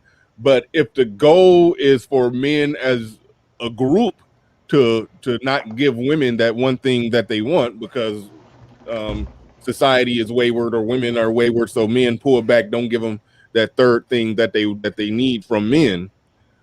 I always feel like for the man that's going to be practical, but I don't think for the women, I don't think the women will have a problem with that because there's always going to be some idiot that's going to give them raw dick and community semen. They're going to get it. So are you saying that that's going to solve a problem and make them say, oh no, men are taking, they're removing babies from us. We're not having babies because we need to act right so they can so they'll be willing to reproduce with us. Like so what do you add on that? And I'll be brief here, then that's where I can have other, Now, you're talking about the individual versus kind of like a collective solution. Yep, exactly, okay? Exactly.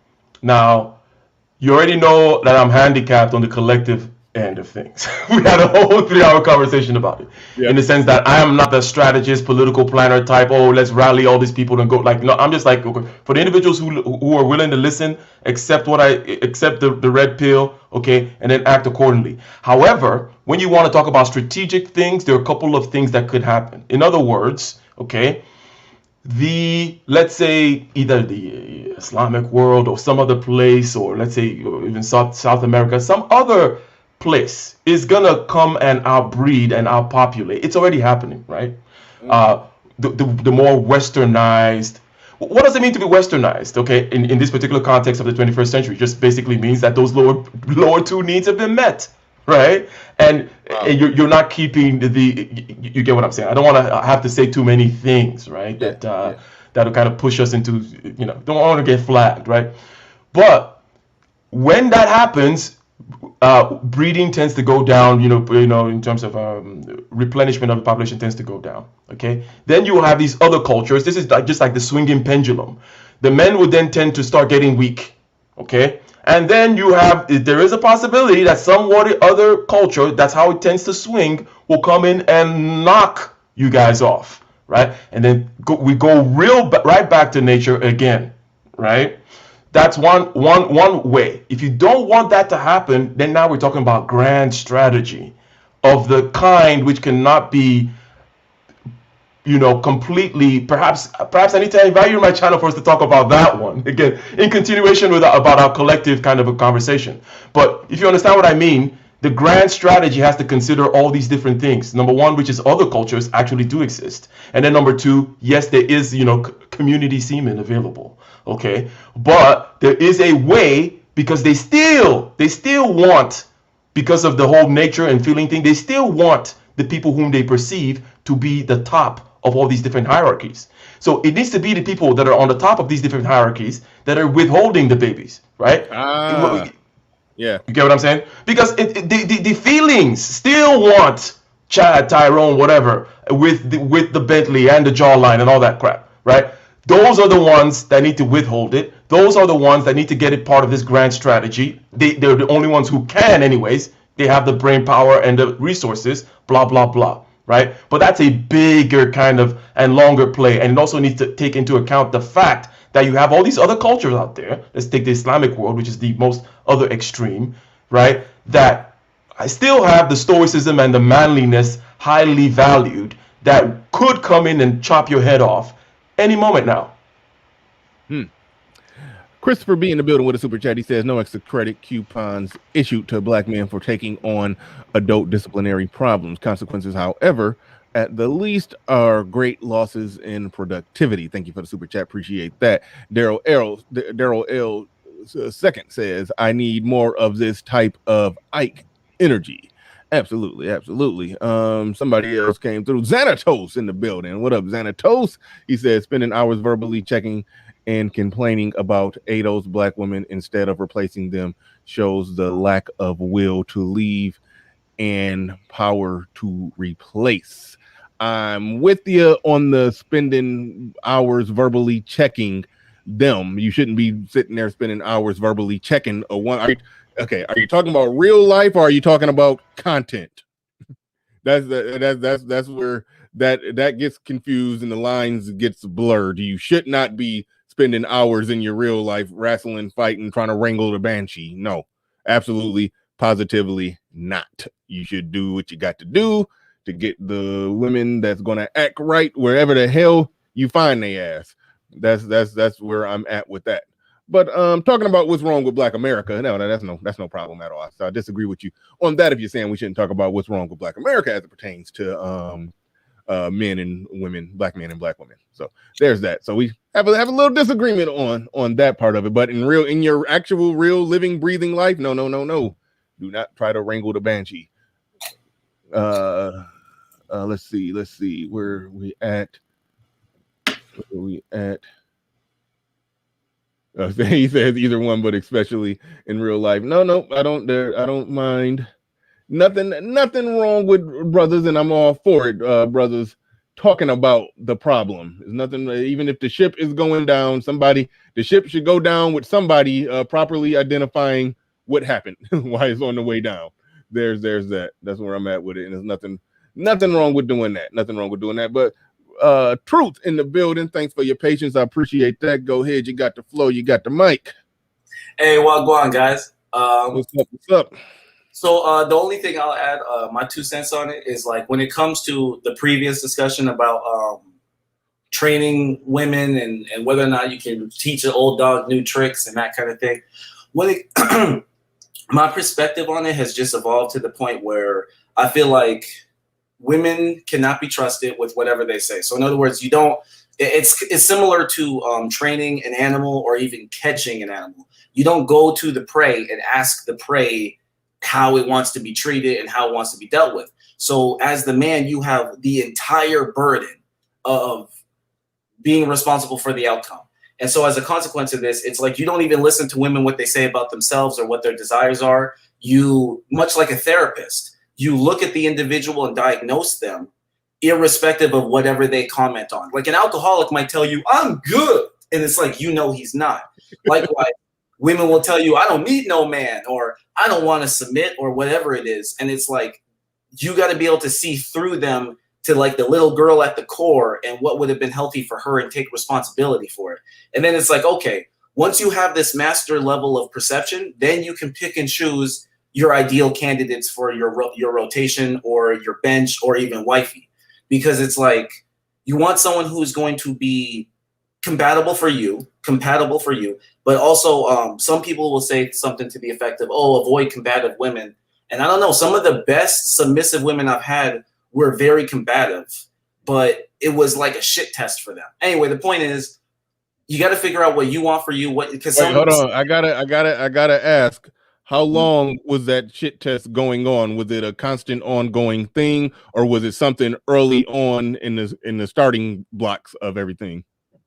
I think it varies from chick to chick. I've had one shit test where, like, even my girl I'm with right now, the first few weeks of our relationship, we were chilling, and we had sex on the first night, so that we had been past that point, and we had already talked about my BDSM expectations or whatever. So we're chilling and we're smoking, and she's trying to like play keep away. She's like, "Oh, haha, come get it," and she thinks she's gonna create a game, and I'm like, "No. If you don't give me this right now, we have a problem, and you can get out." Because it's like, you can't let them. They have to see that you are uncompromising. Like, a lot of men think they need to be compromising. It's like, no.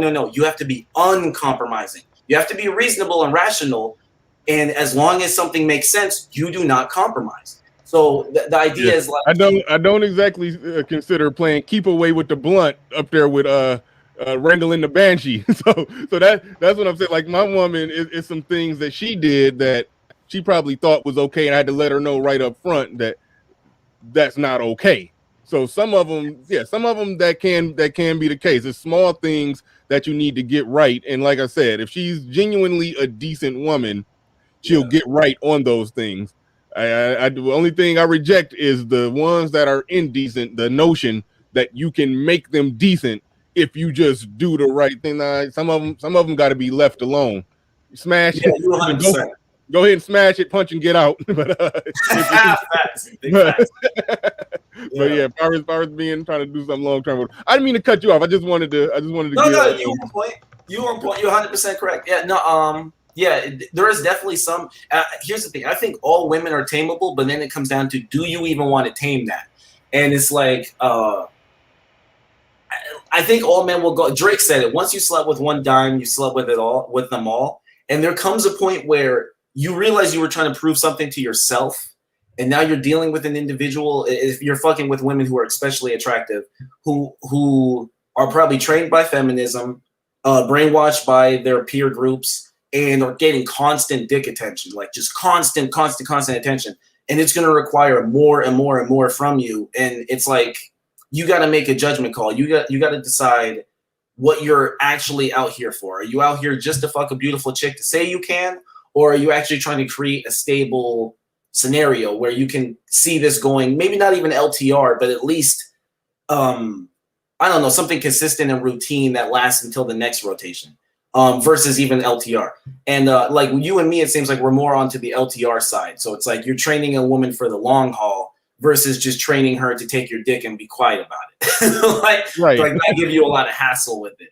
Because those are two different total strategies. Yeah, and so anyway, I've been talking long enough. Oh no, yeah, you good. Ike, you what you think about what he said? Ike, you got anything to add on that?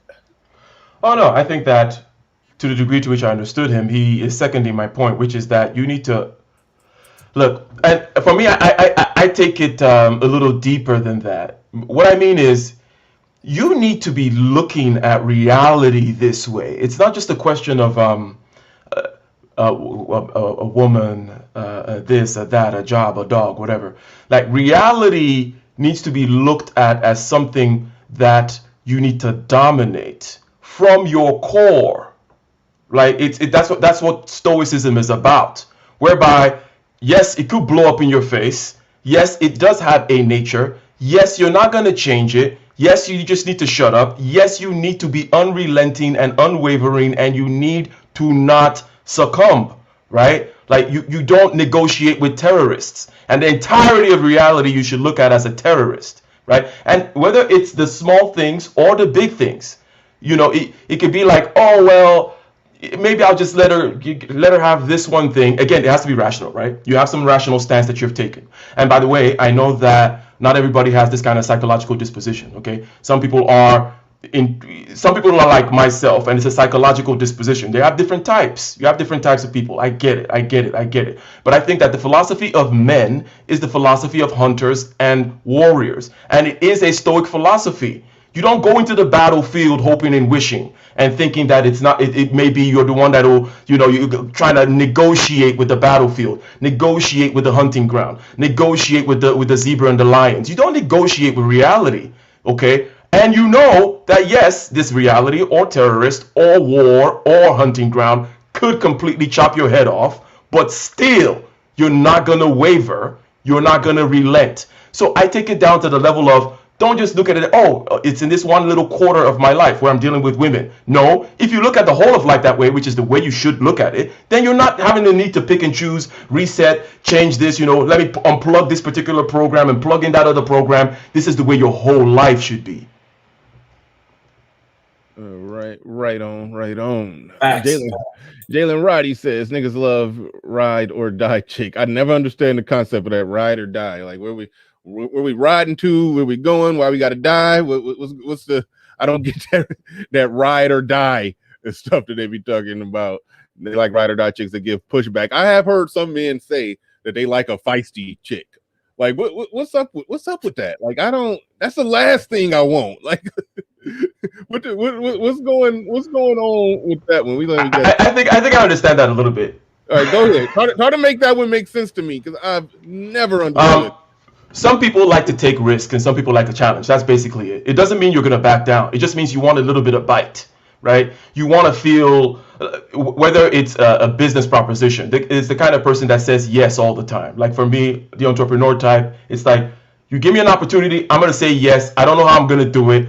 It's going to give me some anxiety. I'm going to feel a little bit of butterfly in my stomach. It's going to shake me a little bit, but I want to be able to go and crush that regardless. So I understand that need. It is just a general desire for risk and to be able to kind of run over challenges, right? It's an emotional thing, basically. So I think I understand it a little bit. But if you want a feisty chick so that she can run all over you, well, no, that's, you know, I don't understand that. Yeah, no, I think those are the dudes that just they don't mind fighting back and forth with a chick. I'll never understand that one at all. You say saying yes to a situation, even though you know it's going to be challenging, you probably don't want to do it, but you say yes. Did you see that movie with Jim Carrey called Yes Man?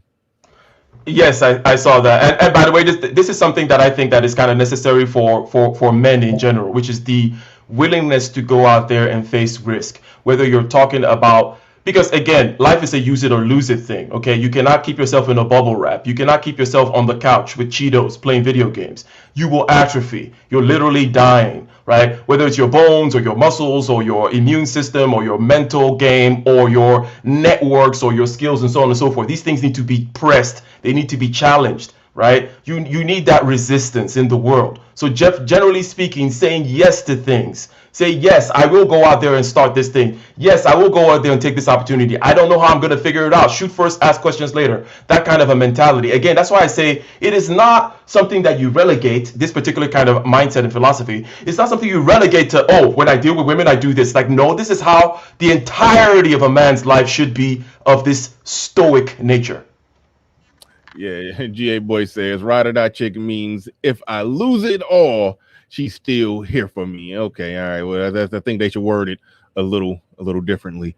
I don't like the wording of that. But anyway, we got I think it's Abraham Saul on the panel. What's up? What's going on? I'm not familiar with you, so let's see what happens here. What's going on? Hello, how are you doing? What's good, bro? All right, you came through with a lot with troll energy. So let's go. What's going on? What's up? I know there's no troll. Now, I consign everything Ike is saying. The nature of a man is to be like a hunter and go and with a spear and be able to pierce through the enemies and also his hunting.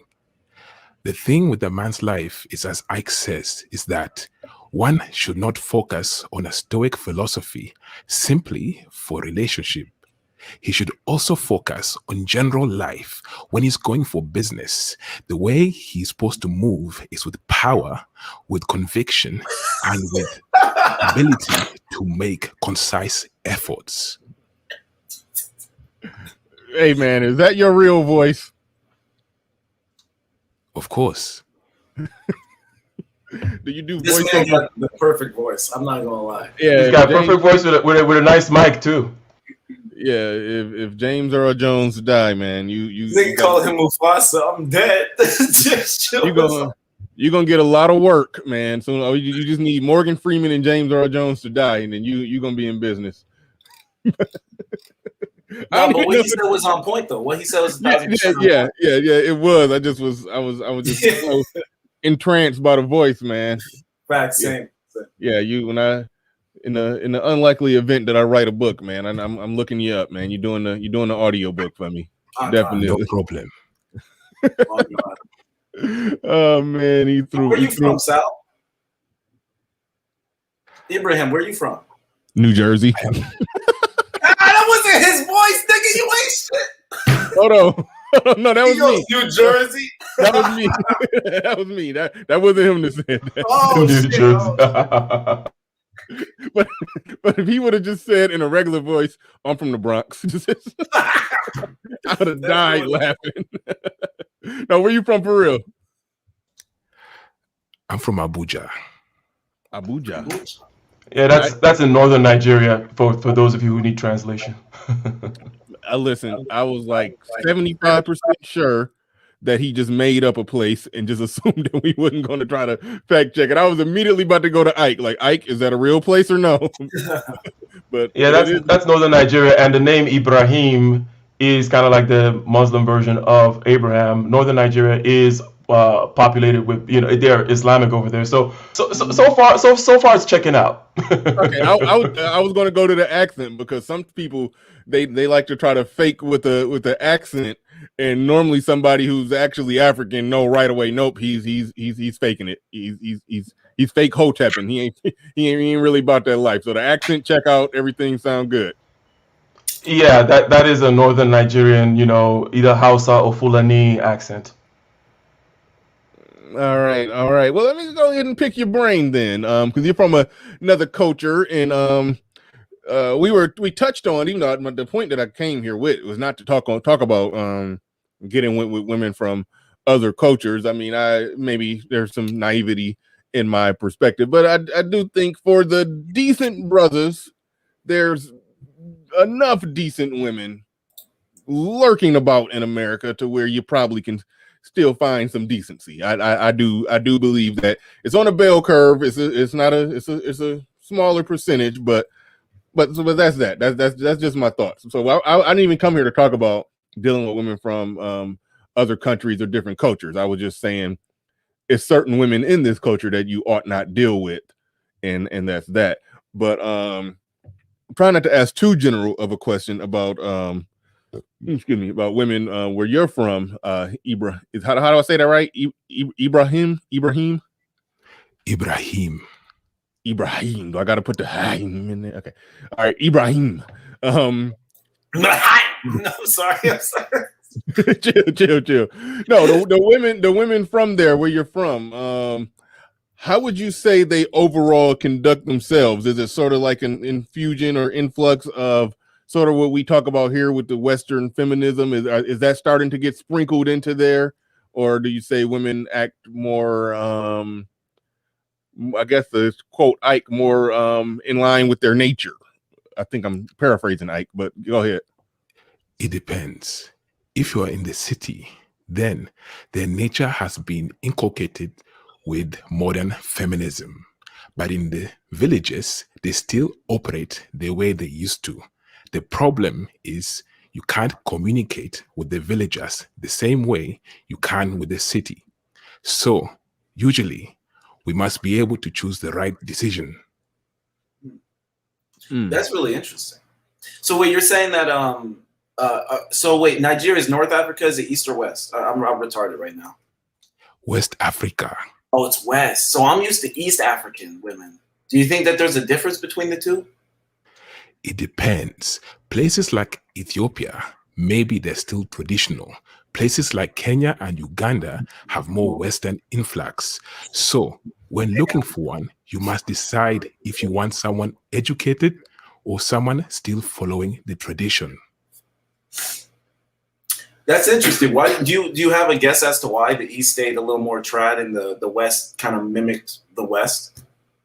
Because technically the East is closer to the West, which is weird. But The places like Ethiopia, which is not colonized, still maintain their tradition. They have strong influx of Orthodox tradition and Islamic principles. So it's harder for them to become corrupted.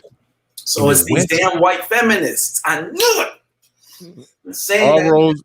All roads lead back to feminism. That is correct. All roads lead back to feminism. So I dated a woman from Kenya, and she, like you said, she was from the city, and she always made a distinction between the city and, I don't know if she's called it the village, but she made a distinction between the city. At the time, my mindset wasn't thinking back then that the ones that are in the city, those are the more progressive women.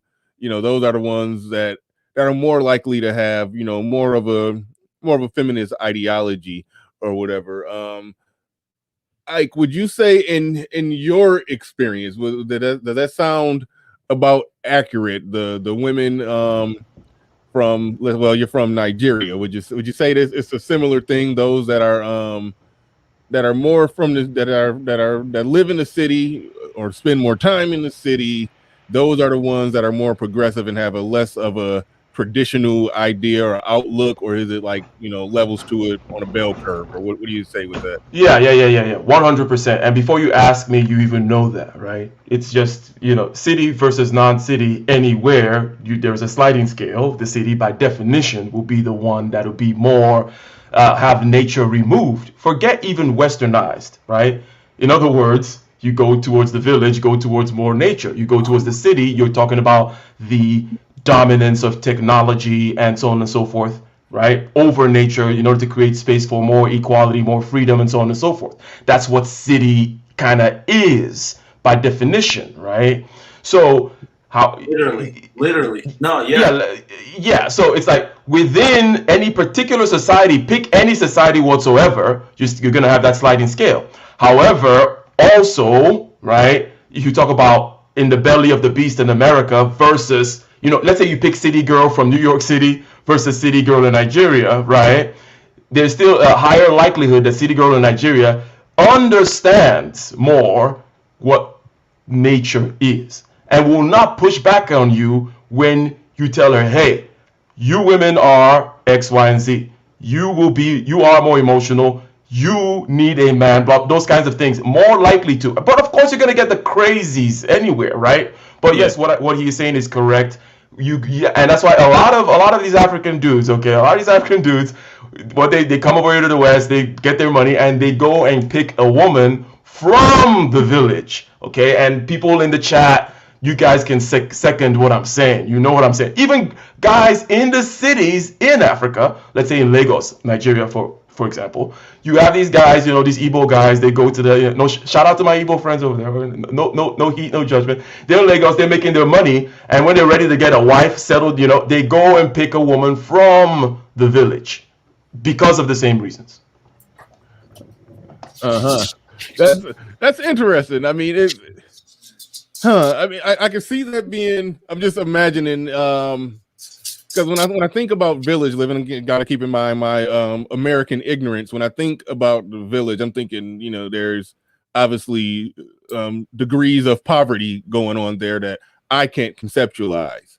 So what is that like? Well, no, forgive me for typecasting you as he's more polite than me. I'm like, are there baddies in the village? Are they or how educated are they? Is there like a gap? Like I'm like That is in the village. Huh? Yeah. Oh, who are you asking? You asking me or you asking Ibrahim?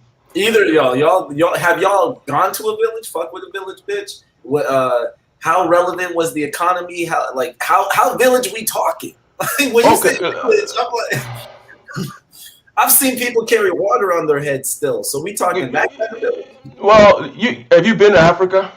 No, sir. I wish. Okay, so it's a totally different mindset then. It's almost like if I started telling you certain things, you would not understand. So carrying of stuff on your head, that happens in the village. It also even happens in the city. You have street hawkers that put stuff on their head, and people are selling stuff on the streets. You can actually you can even go on try to watch certain videos, and you'll find. And by the way, I'm editing my video for when I went to Ghana last time, and I'll kind of be sharing some of this. As a matter of fact, it seems like it's actually quite relevant now based on the question you're asking. So if you understand what you're looking for from a woman, like I understand the first thing that I said, Mr. Bernard, which is like, the basic needs have been met. You are not expecting them to rise over to this kind of level of abstract brotherhood building of some kind of a long range. No. If you know what you're looking for from a woman, then the whole question of what's her lifestyle like and so on and so forth, that becomes not so relevant anymore, right? So now, in terms of education, you're saying I'm westernized. That's a crazy concept. So you're suggesting that perhaps. Of course you're westernized. I mean, like it's not even like even I am westernized. Like I mean, it's like So you're saying because of that, I'm almost asking questions that are irrelevant to like the dynamic between a man and a woman. Yes, you've completely misunderstood the dynamic between a man and a woman if you're asking, oh, well, how is it again? How is she doing? It's like that's not what they're for. I don't know if I agree, but I love that idea. Like I've never considered it. Like, okay. Now, in terms of education, yes, people do go to school in the villages. As a matter of fact, it tends to be the case that it is highly emphasized, especially in Nigeria, right? Nigeria is very, very much about education. And yes, you will find a woman educated in the villages up to the level where, obviously they can speak the English, they can read and write and so on and so forth, right? But what is important is the closeness to nature and more of the understanding of traditional roles. But as I mentioned before, you need to come in with your stoicism. You're not just going to have this thing laid out for you, and you're not bringing your part. What is within you matters a lot. I don't know, either Truth or Bernard. Am I being clear as to what you need to bring from within? Yeah, I think so. Yeah. I think okay. I know what you mean. Okay. Well, I hope I answered your question then about the village and so on and so forth. So yeah, that's kind of what I have to say about that.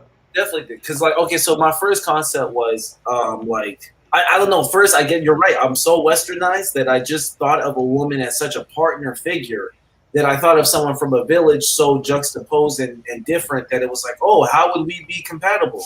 And you're like, I mean, her ass is fat, her body's great, she's submissive, fit, feminine, friendly type shit. And I'm like, oh my, because when I really think about it, I've even had these conversations with my friends recently where I'm like, I'm starting to wonder if it's almost homosexual. Like, that's how I said it. Like, if it's almost homosexual for us to want to be best friends with our girlfriends or our future wives. Because it's like, where does that idea come from? And I'm just spitballing with my niggas, but I'm like, I'm pretty sure that's mommy issues. Like, from my perception, my awareness on life, I've noticed men who come from like really strong father-mother households who are stay together for the entirety of their childhood, they don't really respect women, and they don't really respect their mother, and they don't ever expect to be able to have a conversation with them. They kind of look at them like aliens that they laugh at and tease. And but when you see children from single mother households, they have this overabundance of understanding for women, empathy with women, and they relate to women, and they even say weird things like, oh, I like hanging out with women, and just shit that's like the dudes who come from that perspective don't get it all. And funny enough, the women respond way more to the men who do not respect them. I've had women tell me they don't respect men that respect them because they don't respect themselves. Yeah, and by the way, they're using wrong words, and I get it in terms of the Western context. It's not a question of respect or lack thereof. It's just a question of understanding, again, what they're for, what you want out of them, what you're for, and what you should be bringing to the table. You are the stoic. You are the dominator of the universe. You do not negotiate with terrorists. You don't negotiate with reality. Okay? And you're looking for this kind of fantasy. What I'm talking, again, you're looking for a band of brothers from your woman. Okay? That's a huge mistake. That's going to blow up in your face every time. Does it mean, therefore, you're disrespecting women? No. It's just that the band of brothers is not the place for women. Right on. Emancipated. And by the way, I was going to type it, but I'll go ahead and say it. Black Wolf, that was not a fair timing out. That's not a fair timing out. Don't go crazy with your timeout just because somebody disagrees. She didn't personally attack anybody. Let them rock. Let them rock. Emancipated Negroes come through with a actually pretty funny thing. She says, referring to Ibrahim, says, haha, I see a male Nigerian version of Jessica X coming on the horizon. Make them fall for the voice, not the actual person. And then she put up some money signs. Well, no. He would have to have a picture of some probably of some shirtless, oiled up, muscular dude, and then hit him with the voice and go into female spaces and do that. And yeah, he might picture of Mufasa. he might could work that. Yeah, you bare minimum need a picture of Mufasa up there. But thank you for the super chat, Emancipated Negress, which is a weird name too. But anyway, my man, Officer Faulkner, in the building. He says a woman who says she needs to be checked is someone who needs to be checked into a mental hospital. Daddy issues. Woo! Shout out to Officer Faulkner. Came through with a statement I certainly agree with. Also, we got Daryl L back at it again. Came through with another super chat. Appreciate it. He says my parents are high school sweethearts and proclaim they are best friends. 3 kids, 33 years. From Alabama. I don't know how much of an emphasis I would put on we need to be friends, we need to be buddies. I think I do need to and I gotta quote ARC's third time paraphrasing ARC. How he say I'm gonna botch it, but he words it somewhere along the lines of a woman who you God damn it. God damn it. A woman who you enjoy, if you only enjoy her time sexually but non-sexually, she'll be a fuck buddy. If you enjoy her time non-sexually, not sexually, she could just be a friend of yours, or so to speak. But if you enjoy her time sexually and non-sexually, she's a potential candidate for a long-term relationship. So I do think that you gotta enjoy the time, enjoy spending time with her non-sexually. But I understand, but Ike is given a different perspective in it, is that she's not there for, or maybe he could say it again, but I think I understand him clearly. She's not there for that. Yeah. It also goes in line with the person that was timed out, which I concur. It's your channel, but definitely not a fair timeout, because it needs to be clarified. Did I just say that women are not human beings? Right. Exactly. There's this kind of weird notion that if a woman is not a man, she's not a human being. It's like, no, I said what a woman is for, and I say what a man is for. But in the West, you cannot say things like what a woman is for, because there's just this kind of crazy thing that has happened over here where you can say all kinds of things about men and nature, but you cannot say anything about women and nature, because women are, I don't know, some kind of angelic being, some kind of mother of the earth. And then you get the fake black Hotep types talking about queen this and all that shit. But understand, look, a man is for something. I mentioned certain things. I said, yes, they're needed. They go dig the ditches. They need the Stoic philosophy because they're out there hunting, so on and so forth. What is a woman for? And all of a sudden we're like, oh, you're saying she's not a human being? There's this weird thing, and Mr. Truth pointed to it, where it's like, if a woman is not a man, then she's not a human being. What does that mean? Basically, it's a denigration of femininity. It's a denigration of womanhood. It's saying that only men actually exist, and every human Homo sapien out there needs to be a man. They need to go into the cubicle. They need to wear pants. And if they're not doing that, then they're not human beings. It's a backwards way of denigrating your female nature. It's absolutely bonkers. I am the one that is saying, hey, raise a woman up to her female nature. Go out there and seek a woman for what she is for, what she brings to the table, and commiserate with her, be one with her, and enjoy her for those things, not the band of brothers. We're loyal to each other, and we're out here hunting, and we're out here in the trenches type of thing. That's a different thing. That's what men do. Right, and it's funny about hold on, Truth. When it comes to the denigrating her as a woman, like you hit the nail perfectly on the head. Like when you say that men are supposed to dig the ditches and be willing to die and do this, no man said, "I'm a human being first." Like nobody does that when you talk about the things that a man is for. Even though the things that you're saying that a man is for is actually less favorable things. Of course. It's like, but let me before Ibrahim, I heard you trying to say something. But before I said, look, I expect women to say what she said. Okay. The problem is when men fall for it, and that is not denigrating women to say that I expect her to say that. What I'm saying is that when you say something that is emotionally stinging, I expect her to react in a certain way, and that's perfectly fine. But that's why you don't negotiate with terrorists. But anyways, Ibrahim, go ahead. I think that was Truth that was trying to get in here. I don't know if that was Ibrahim. Oh, okay. Well, whoever. Anyway, I think I cut someone. Yeah, it was Snuggles back in the middle of another super chat. He says, "Whose job is cooking and cleaning?" Come on now, you know what the answer gonna be on that one. Come on, you trolling. But thank you for the super chat. I appreciate that one. But go ahead, Truth. You was trying to jump in. So I think that the interesting distinction is the idea of a traditional sense of a woman's role versus the modern sense. And then there is the hyper-modern feminist angle. It's like, if I understand you correctly, it's like, okay, there's this idea that a woman's true role is ultra-femininity, which is not the band of brothers, which is kind of like implying that you shouldn't expect to have like a rigorous conversation with her, but rather to just dote on her sensitivities and use her for your pleasure at your whim. And then I don't know, like what I'm trying to imagine that because I've never had it, and I'm not even saying that's a good thing. I'm just saying I've literally only had the dynamic where, as Bernard kind of put it, the more compatible I was with the chick. So like I've been with chicks who, when I was with them, I forgot their name, and a chick called me out on it once. She was like, "You don't even remember my name."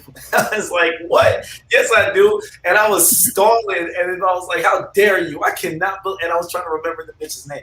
So it's like, how long were you messing with this chick when you forgot her name? It was on some like one night shit. Like met her at a party the night before and brought her to the crib, and I was walking her back to the car. We were outside of my house at the time, and less than 24 hours.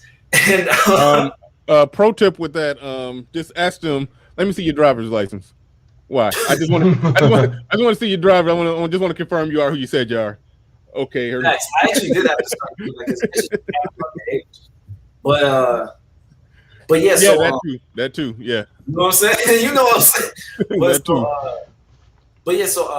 I've definitely been in a position where like I was with chicks, and because I didn't see them as just feminine objects, but I expected something more from them, if I didn't have that, I would actually kind of just like not even pay attention to them.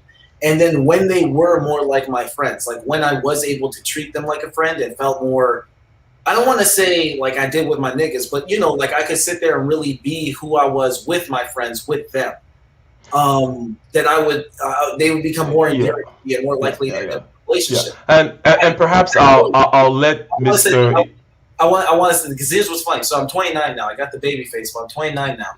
And I started saying to my friends that I think this is the wrong way of doing things, because I'm pretty sure that ends me up in more serious relationships with women who are more restrictive to submission, even though on the surface they bluff. They're all bluffers. They're all these queen submitters on the surface. And then they have these like underlying psychological issues with actually submitting, and males and all this trauma and whatever. And it's like the girls who were less conducive to that intellectual conversation that I appreciate were less stress and less issues, and were just immediately what I wanted. And it's like, maybe I was attracted to the wrong thing in the first place. Like maybe what we think we want in women is like our mother, and that's some Sigmund Freud shit. And it's like, we don't even know it. Like we're looking for those conversations we had when we were growing up with the woman, when that shouldn't have ever even been taking place like that much in the first place. And that's not conducive to a woman who's even likely to be very submissive and feminine and just comfortable with her role without extra effort. Okay, now there are a couple of things here that to demarcate, right? There is the ability to have that conversation, and then there are the fundamentals. I would say that the fundamentals are that she wants to be able to hand responsibility over to you, okay?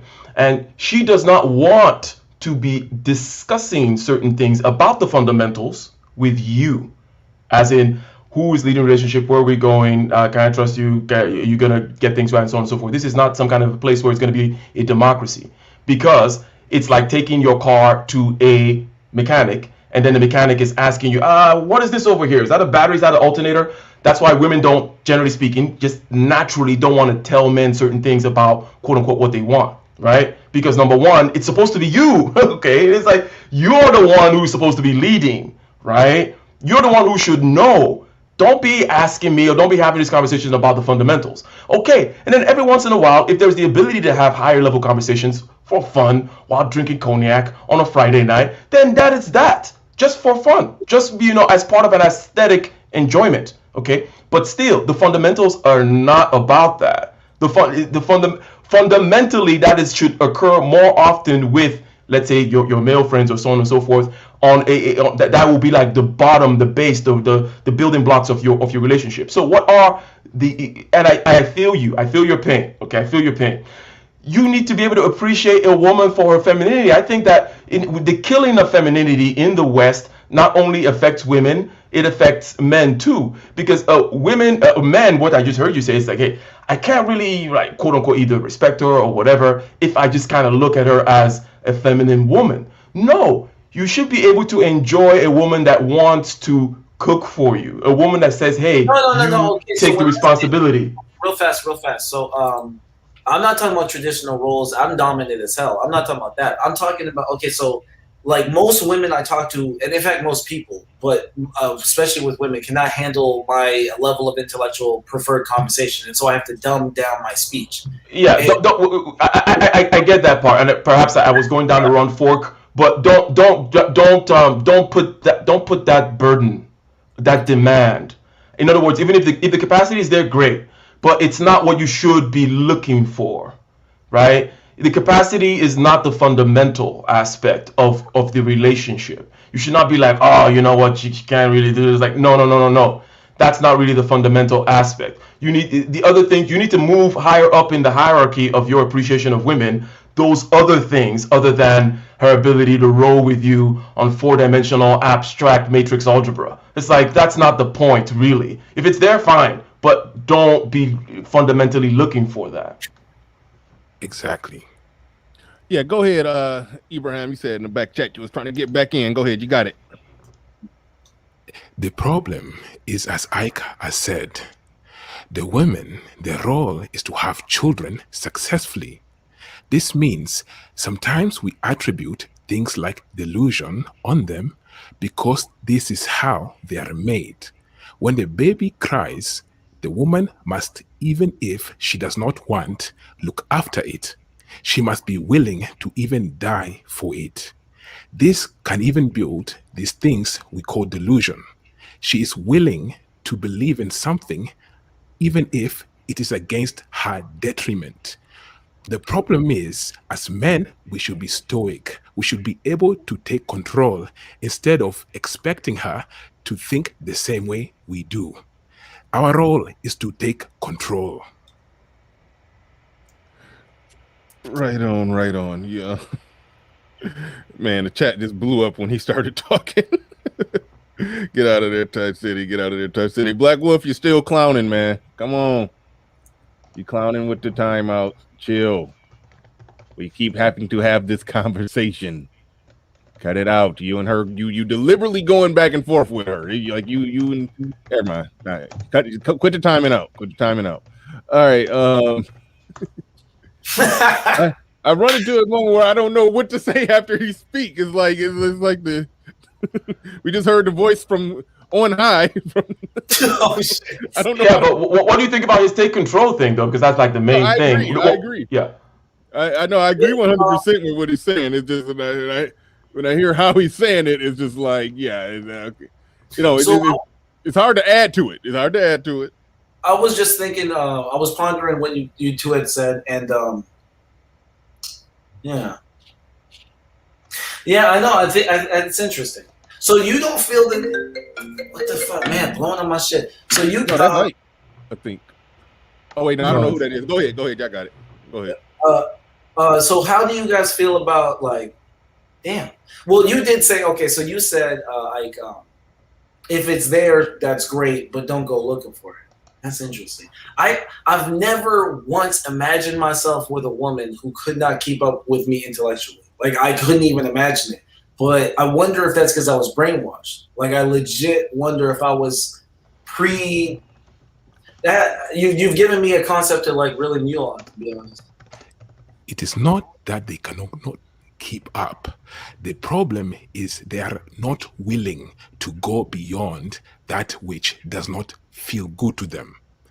That is the problem. They're intelligent. You have women who are engineers, doctors, scientists, but the problem is in life, they want to accept things that feel good to them. That is why you cannot engage in higher conversation, because they want to feel good while they discuss things. So the things which make them feel bad, they are not willing to go there.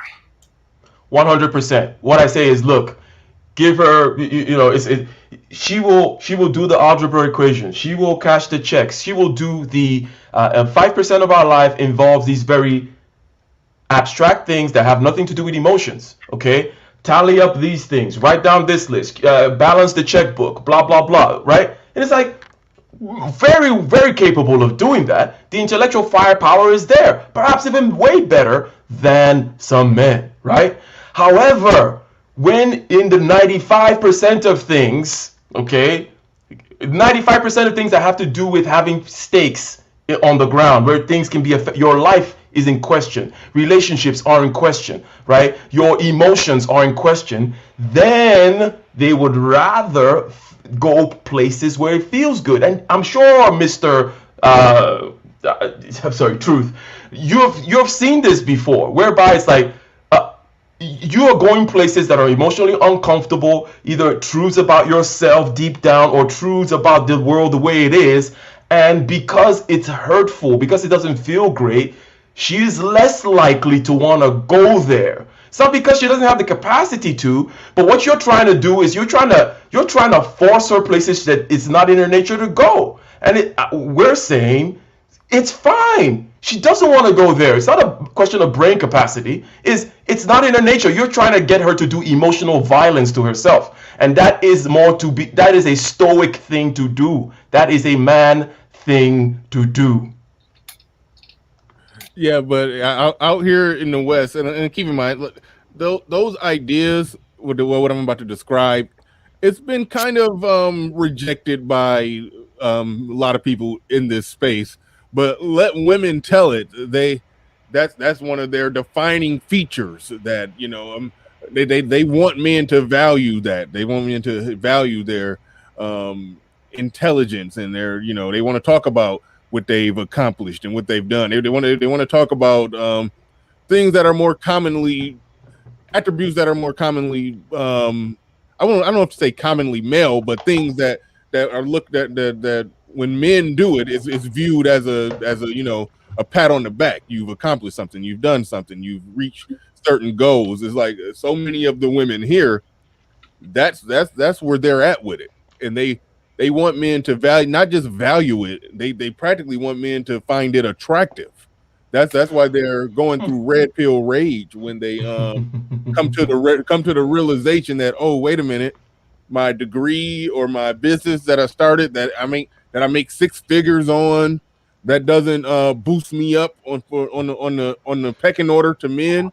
And so again, it speaks to them doing things that are to some degree against nature. Now, granted, it was a Western civilization. It's a free country. It's they're free. They got their life, liberty, pursuit of happiness, and if they find their happiness in starting a business, making money, being industrious, by all means, they're free to do so.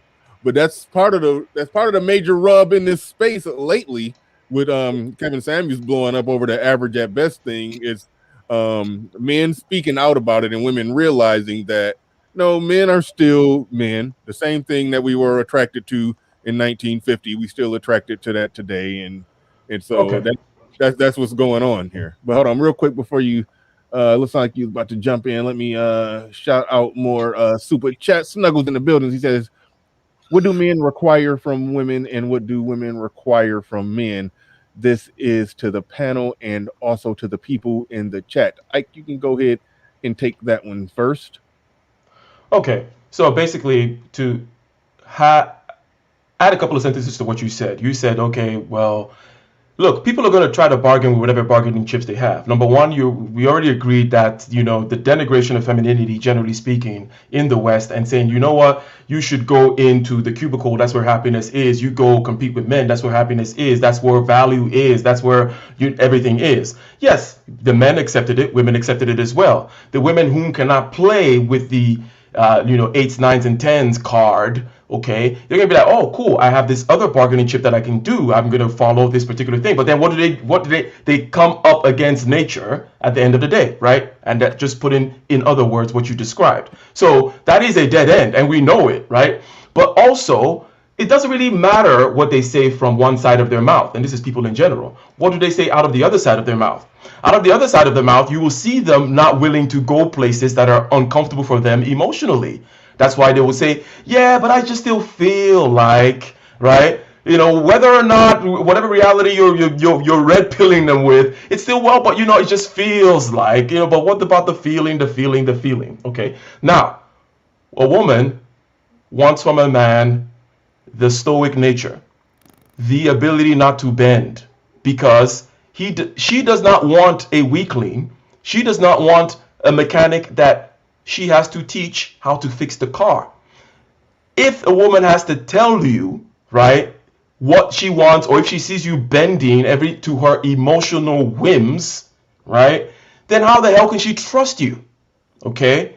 Now, it doesn't mean, all of a sudden she's going to put two and two together and say, well, therefore, I'm not going to have emotional whims. No, she's still going to, and it's described as S-testing over here, right? Shit testing, right? Yeah. But no, she has these desires that she's trying to express, but it's not your job to be bending, because when you bend, then the next feeling on her is like, whoa, this dude cannot be trusted, because he's just going to bend out there. Reality does not bend. How can he protect me and provide in reality? How can he hunt? How can he be this person and then, in the band of the brothers and rise to the top of the ranks in hierarchies of men if he's bending to my emotional whims? So A, the emotional whims are real. They are true. They are correct. Don't try to change her, okay? But B, they're not there for you to bend to. C, you have a brain to understand what makes sense and what does not. You have a brain to understand where the lines should be drawn, the lines beyond which the lines that are not to be crossed, so on and so forth. So I just described what a man is for. What a woman is for that femininity aspect, obviously to bring in children to the world, obviously then to nurture, right? And along with the nurture and the children and so on and so forth comes with this nature of what some people then now dub delusional, right? It's not delusional. It's in her nature to play that role. Do you want to have the babies and you want to be the nurturer? Okay, because if you want to do that, it comes along with what we're calling this emotionality and so on and so forth. So that would be my kind of roundabout way of answering the question and also addressing what you said last, Bernard. Right on. Thank you very much for that. And Judge Zilla the Beast, no, I will not ask this esteemed gentleman to repeat that. However, it would be very funny, but I will not ask him to do that. But thank you for the super chat. Did want to at least leave it up there. All right. Okay, hold on. We got Jockey's. Oh shit, my computer. That kind of lag, kind of slow. Okay, Jockey's Retro in the building. He says it's always better to be smarter than her. Yeah, I agree. I think okay, I don't want to get into IQ, but it's not a huge difference between IQ between male and female. So it's very possible. I mean, it's probable that there are going to be some men who are going to end up in this modern, westernized, civilized world with a woman who's technically smarter than him. How do y'all think that plays out? Can that work? Because I mean, it obviously could work. Going back to what I said before, how I mentioned how my woman, she's practically a mathematician. She has an engineering degree. She does math like that. 10,000 years ago, that would have been almost useless. You know, when we're surviving nature. You know, 10, 20,000 years ago. But like I mentioned, in this modern world, that could, you know, in this modern world where the system is already in place, where somebody can who's not physically imposing can be smart enough and use their intelligence to get a job and make good money. So in this modern civilized world built by men that allows women to the ability to be strong, independent, and not need men, how does that play out? And do you think that can work? And you didn't ask this question, but it just prompted me to think. Do you think it can actually play out and actually work, or when a woman is actually smarter than a man in a modern world? Like I said, 5, 10, 20,000 years ago, it wouldn't matter. His physical strength and his manness would trump. It don't matter how intelligent she is. But in today's world, it's a different thing in Western civilization. So what do y'all think about that? A man being with a woman that's actually smarter than him? Anybody? Well, it depends. If he can make movements and be successful, then it does not matter. The problem is if she is not able to look up to him. If he has a business, can make money, is successful, she will be fine with it. If also he is on top of a hierarchy, he cannot be bottom. Mm-hmm. What do you mean by on top of a hierarchy he cannot be bottom? You talking about the hierarchy with her, or hierarchy with other men? If he is a radio host, he must be one of the best. She can be an engineer or scientist. He just must be a winner. Okay, got you. What else? Anybody else want to respond to the question? I would just second and then have Truth go, but I would just second that by saying that, look, you don't have to be a brainiac in order to have this stoic disposition, and then, to put it in Mr. Ibrahim's words, make movements, right? In other words, have that willingness to take risk, willingness to go out there and hunt that thing down and pin it down and win. You don't have to be a brain surgeon, right? In order to be a business owner, be a good radio host, be this, be that, the other, be respected in that way, and also have that stoic disposition, which is something that radiates from within. Okay, this is not something whereby you again, you don't have this kind of I'm going to relegate my stoicism to dealing with women. It has to be within. It has to go deep. In other words, you need to accept wholeheartedly nature, and then understand that you are not here to negotiate with it. And understand that, yes, it could chop your head off at any moment. You get what I'm saying? That whole stoic kind of a disposition. If you have that, she will see that in you. Plus, then you go out there and you take the risk and you win. She will therefore respect you regardless of IQ points. Mm-hmm. You want to add to that, Truth? Yeah, so I wanted to add to it and also kind of like squeeze in a little bit of a opening reply. Like, so to everything you guys, you gentlemen have been saying, I kind of already, it's easily received for me because I've kind of been having this discussion with my friends for a minute. And in fact, I kind of got like booed off the Roger Report. My first ever little stream, whatever I did, I went on the Roger Report's panel and they got mad at me because I said that I said that I look at women like pets or like ranch animals, and that you would never come and blame the animal. You would come and blame the trainer. So they were sitting around blaming women for certain things. And I was like, this is useful because it gives you ammunition for your articulation and your domination if you ever have to. But really, you should be looking for submissive women anyway. And I start going into this role, this thing about, from my perspective, women aren't even like, they should either you're going to have to find a woman within your ballpark and train her, or you're going to have to find a woman pre-trained. And even the one who's pre-trained is still going to have to get on your program, and that's going to be its own thing.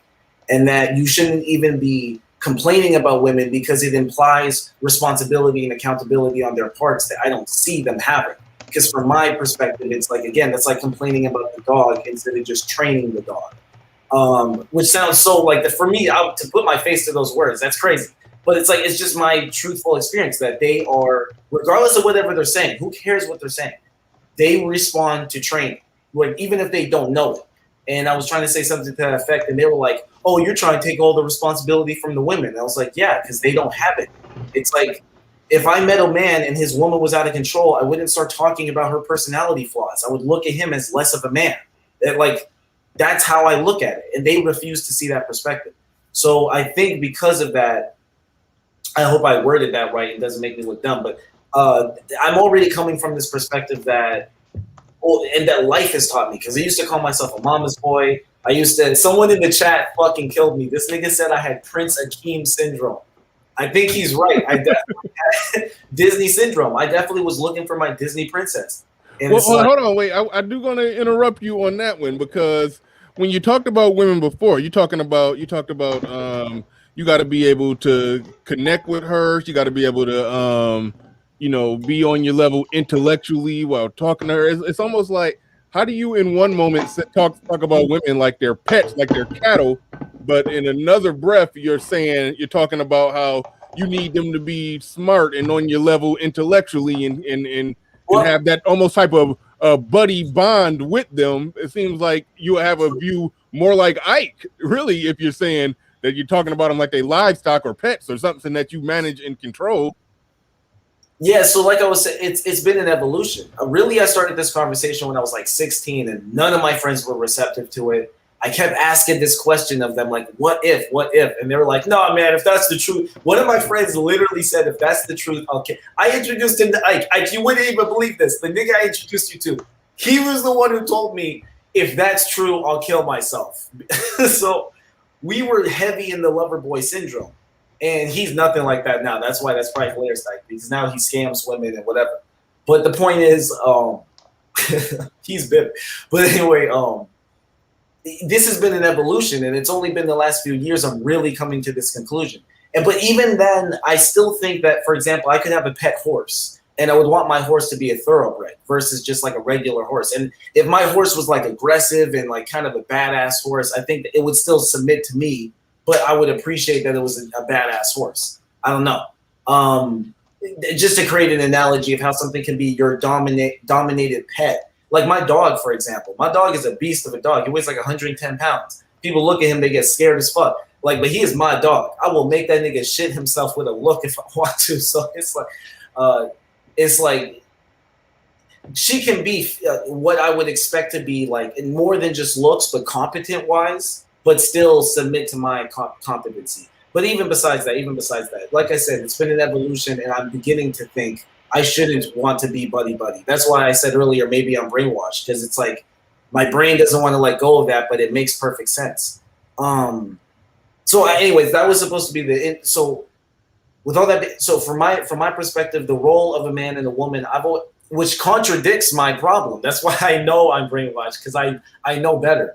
Because my perception of the role of a man and a woman is just simply the woman is the reproduction and the man is the survival, right? It's just really, and then you can get nuanced with it. It's like everything relative to survival, science, technology, engineering, mathematics, right? 90+% dominated by men. It's like everything conducive to survival, philosophy, integrity, like so much shit. Stoicism was mentioned. I consider myself a stoic. Well, an apprentice maybe. I have my weak moments, so I'm not really a stoic, but I look up to stoicism and try to be a stoic. The idea that these are things that are only relevant to survival and only evolve when you're trying to survive. And then the nurturer or the reproductive side, which is just spitting out babies, like literally. And I think women hate that. Like they hate feeling like that demeans them or like they're less of a person. But like Ike was saying, I don't think it makes them lesser. So I sorry if I came off that way earlier. Like I wasn't trying to suggest that femininity is lesser than men. I actually have even argued with bitches that I sound like I said with women that I don't get why they don't realize that giving birth to the next generation is like this very honorable, insane, revered thing. Like you are the gateway.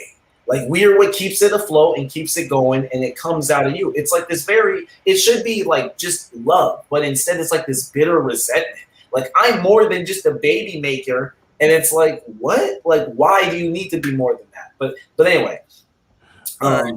T. Rittler in the building. He says femmes do not get degrees to learn how to teach their children. They do get them for their personal financial pursuits. Thank you for the super chat. I appreciate that. And oddly enough, Saladim El Rahim, I think he's asking Ibrahim. Saladim El Rahim is asking, how many wives and concubines do you have? I have just one wife, no concubines. I'm shocked. Yeah, you sound.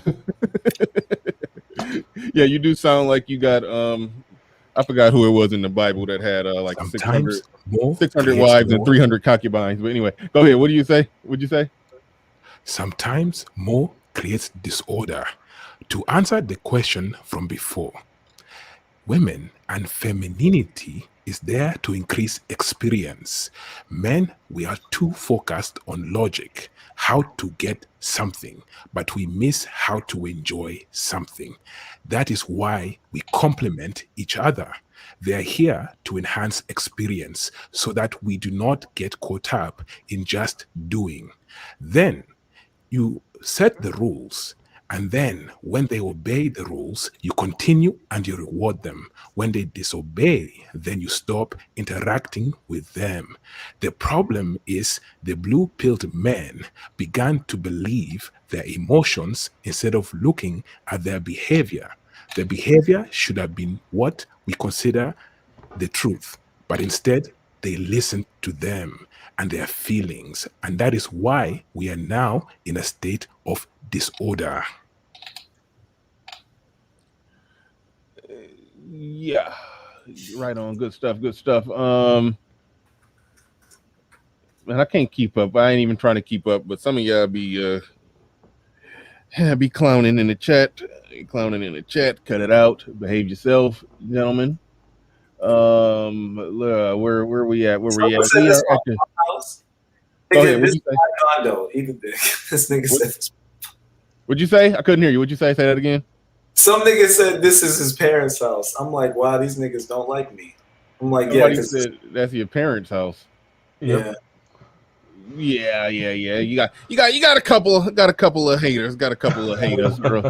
Early on in this space. Is what it is. Oh, go ahead. Back with the Greeks, they had this concept where they wanted other women to be the same as men, so they reverted to the small boys. This is dangerous proposition to seek the same kind of thinking from women. This is for truth. And that's why they got conquered by the Romans.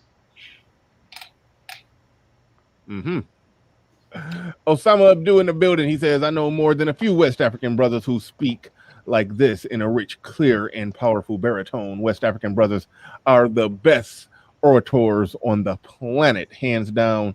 Salute. Yeah, it was a hot debate over whether or not this accent was fake. And like I said earlier, I had to do a slight interrogation of Ike to get down to the bottom of it. And Ike says yes, where he's from and everything. He says the accent checks out and everything. So yeah, so we're going with it. But I thought he was a troll at first because there's some guy who used to come in here trolling, speaking with some type of I don't know where that accent was from, but he used to hop on panels. He used to talk like the guy. What's the movie? The Dictator. I forgot the name of the guy. But y'all know who I'm talking about. That guy. He was. he was acting like that and had talking points very similar. So but yeah, that was funny. I thought that's what was going on here, but apparently that's not the case. But yeah, we are at the 2 hour and 43 minute mark. Got 281 people watching, 270 on the likes, 7 on the dislikes. That's actually good. A good show when I'm closing in on the 3 hour mark. The likes normally catch up with the views, and it looked like we're going to do that today. So I appreciate everybody who came through and hit the like button. NYC Songman came through with the super chat. I can't talk because I know we getting late in the show. He says, "Salute." I mean, like I can appreciate comic relief, but come on.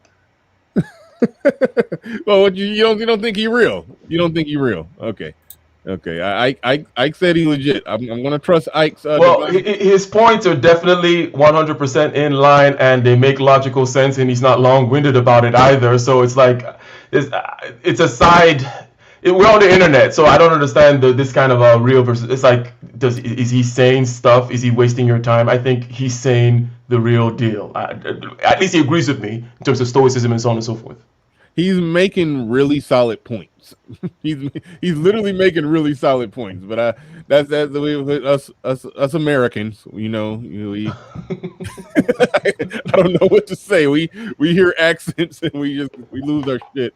We lose our shit over accents. That just is what it is. But King the Dango in the building. He says, for the algo. Thank you very much. Appreciate the super chat. Anybody else? Let's see. No, I think that's it on the super chat. I'm almost to the point of wrapping this bad boy up. I think we went in pretty extensively on the topic. I don't got much else to say on it. I suppose we can start doing some wrap ups with some last words. Anybody got any final questions they could throw out there? So we got a pretty solid group up here, solid panel. A lot of brothers. I do like to hear what these brothers got to say and pick the brains of all these brothers. So if you got any final questions, any final thoughts you want to throw out there, anybody in the chat, go ahead and drop your questions, super chat or not. Obviously noticing that we'll read it if you super chat it, but I try to catch whatever. But throw it out there, put questions on the table. But we're gonna go round about. We're gonna start with Ibrahim. I'm not gonna say it with the Ibrahim like how he said it with the but you got any final words, any closing statements to round us out with on the subject that we've been on today? If you want to succeed, you must find someone who can come to your program, and then you set the rules. If they do not obey you, you leave it. Because remember this, whenever you do what they want and they behave bad, they continue this behavior.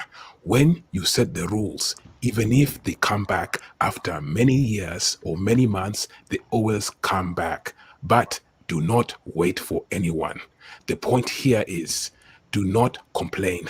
Do not think that you can change that which is not working.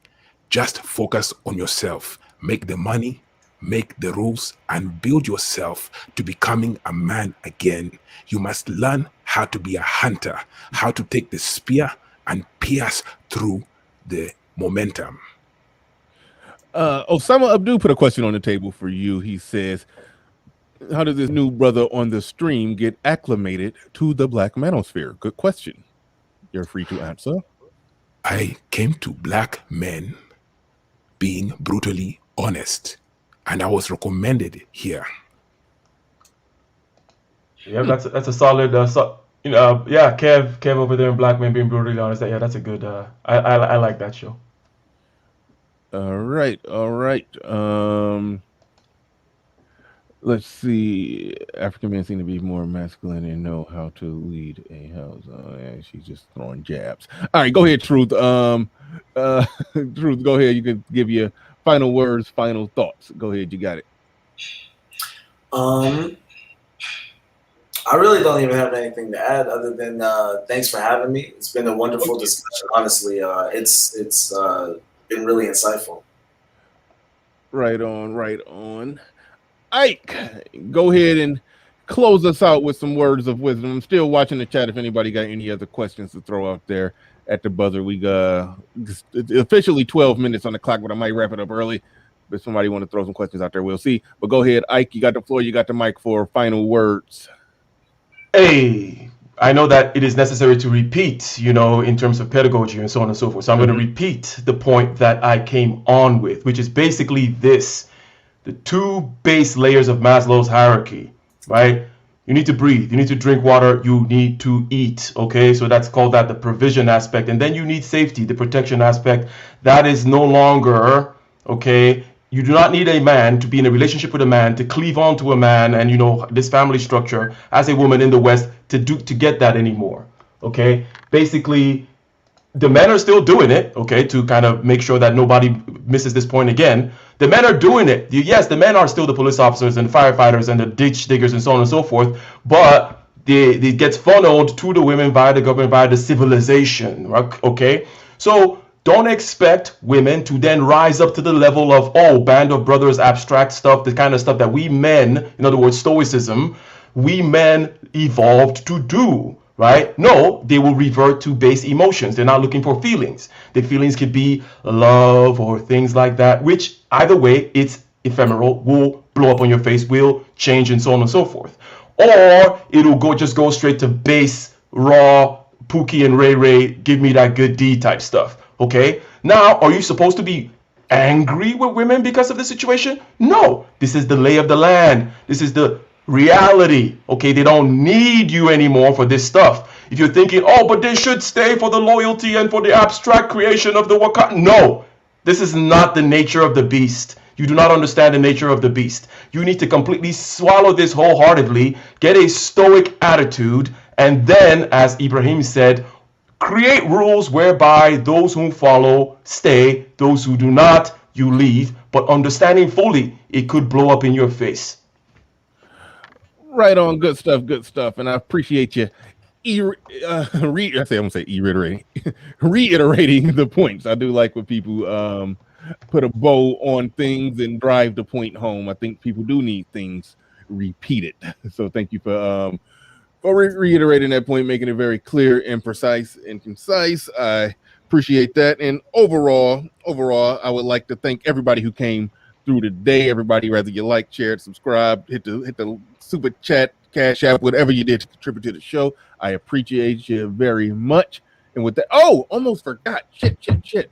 I'm doing a double hitter today at 9 p.m. I will have Solo TV 84 on today. Make sure y'all come back and check that one out at 9 p.m. Solo TV 84 will be in the building for a one-on-one with me at 9 p.m. So I will be back tonight. So make sure y'all come in for that. I'll probably set it up right now or within the next hour, so it'll be there and available. So make sure y'all come through and check that one out. But with that said, we are out of here. Peace.